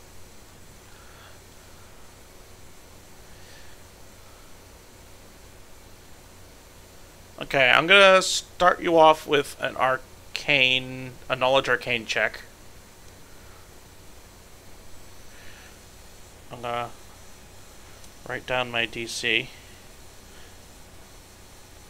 Okay, you have read enough to verify and fill in the gaps to your knowledge of the magical animation process.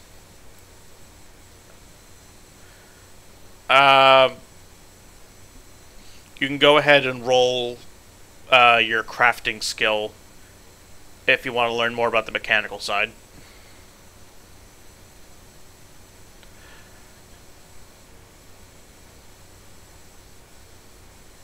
$29. You find more than enough diagrams and in-depth studies on them that you now understand the mechanical side.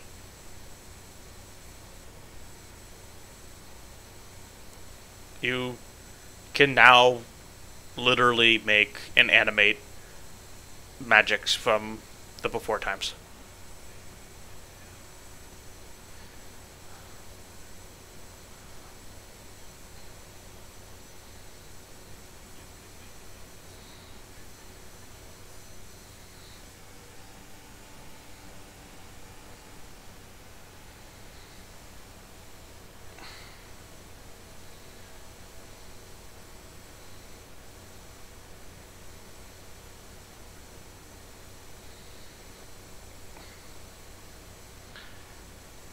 No, but you do find a series of erotica about snake people.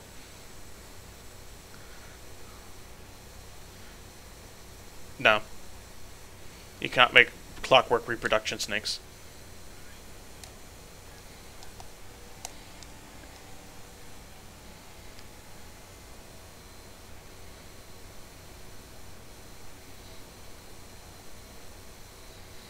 Beyond what you found would be a straight intelligence check. But given what you already have, you would have a +4 bonus, representing +2 from each successful roll that you made previously to understand the technology.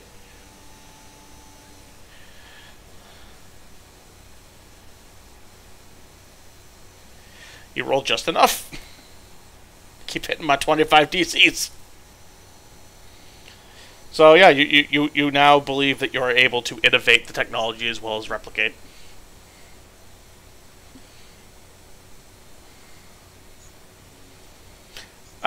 Incidentally, if you want, you can also try and find ways of expanding yourself. I mean, you're in the middle of a vast library of forgotten knowledge pried from the ruins. If you want to learn anything else while you're here,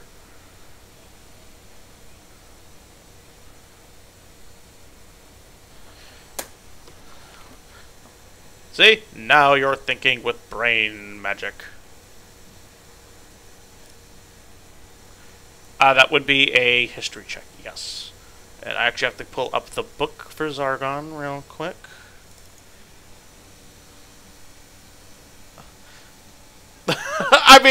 I mean, he could.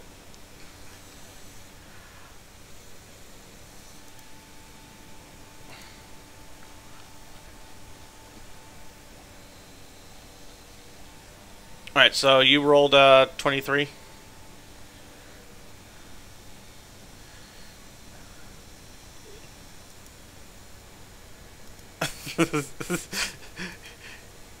You can't comprehend my power. Yeah, no, that's actually worse than the roll you made to remember shit about Zargon. So, in fact, if that had been your role to remember shit about Zargon, you wouldn't have remembered anything about Zargon.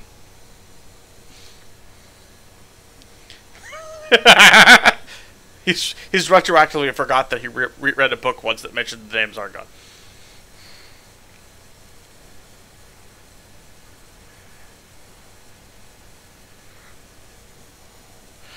Um, I mean, you're trying to find knowledge that was expunged from the world several times over.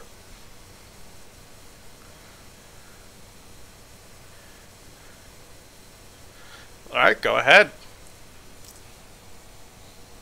Oh yeah, that's right. Yeah, you either know, you either know or you don't. You'd have to find a whole other library.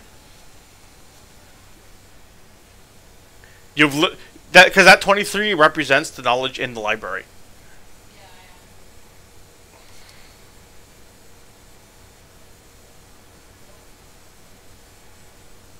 Yes.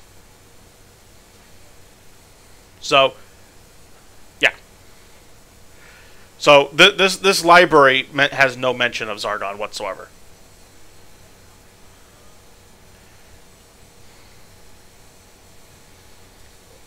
That would be another history roll. You're now looking for a different topic.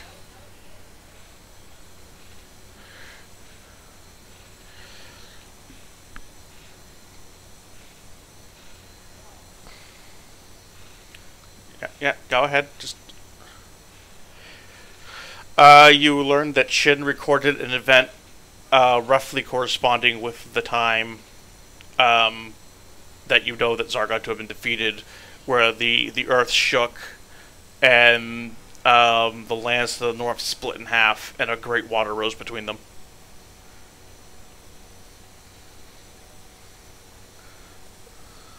That'd be a religion. Well, if you want history, then yes. It is a religion of the North. It is a footnote somewhere in a book just titled "The North Folk."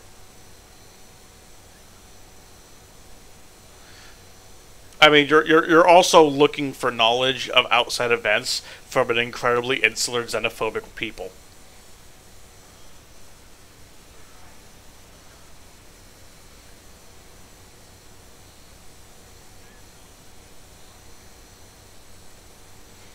That'd be geography.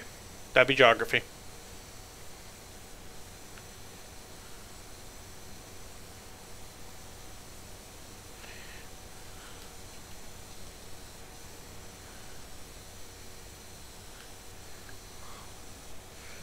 Yep. Yep.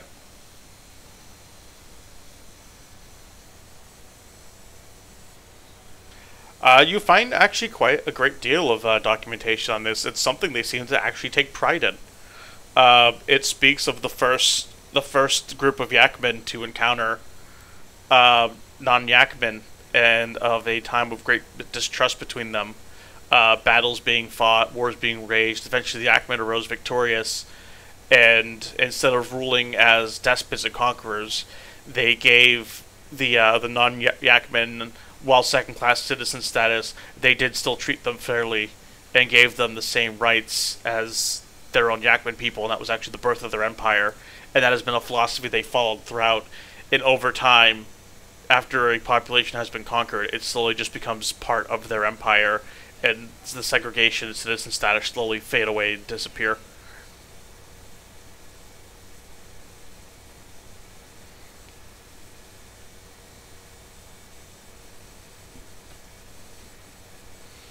Yeah, no, they deal frugally and sporadically, but they have always traded fairly.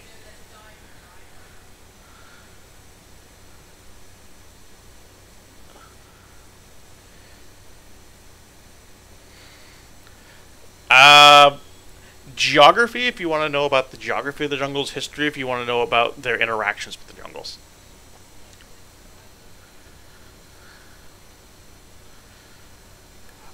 They've made a number of attempts to, quote, civilize the southern jungles, but eventually decided to leave them be, um, because of the repeated resistances of the lizard tribes, who would always unite in the face of a unified Yakman army.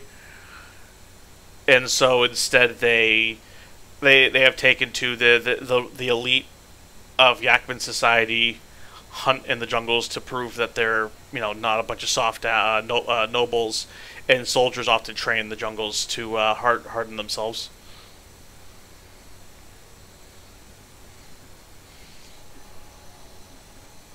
you're off dealing with your shit.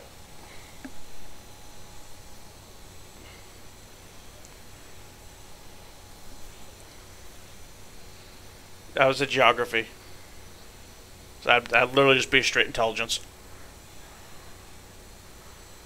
Yep.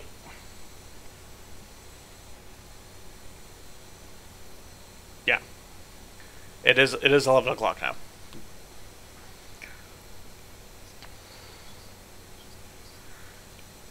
Yeah. No, because at this point it's the end of the session. Wait. Honestly, with how good against the merchants to set up trade, convince them to go all the way through the jungles, through those marshlands, and to them all the way to the mountains.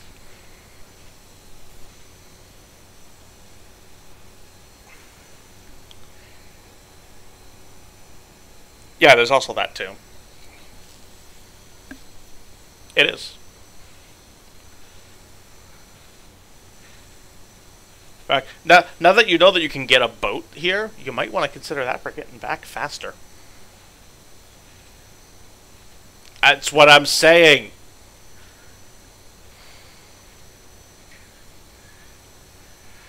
Neotech, I'm going to ask you right now a very serious question.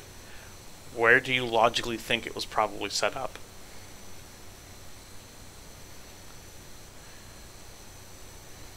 Okay, where in the forest area do you think they would have set up a colony so that it could thrive, survive, and trade? It's probably on a coastline.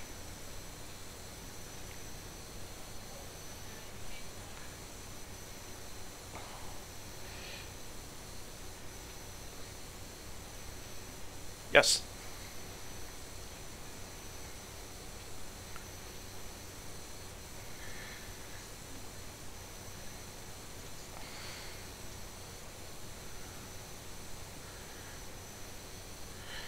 You could literally have taken. You can literally take the river. In fact, I should probably. Hindsight being the 2020 that it is, I should probably put a city at the mouth of that fucking river.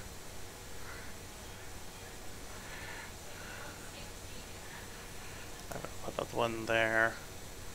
I put one right there. There. That's logical placement right there.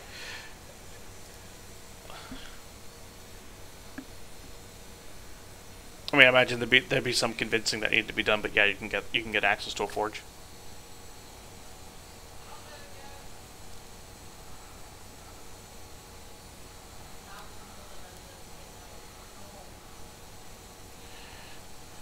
I mean, you can always just sell it.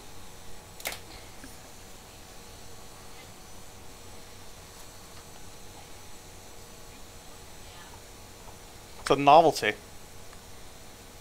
Great for party games.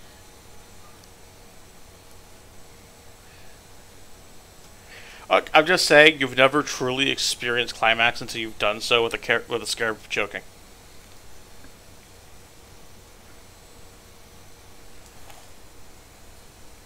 Yeah.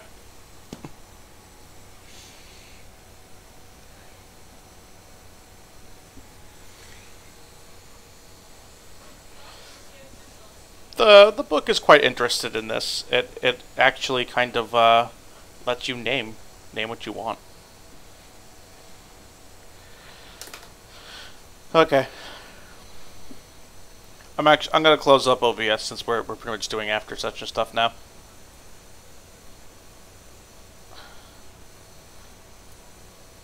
I mean, you still have your share.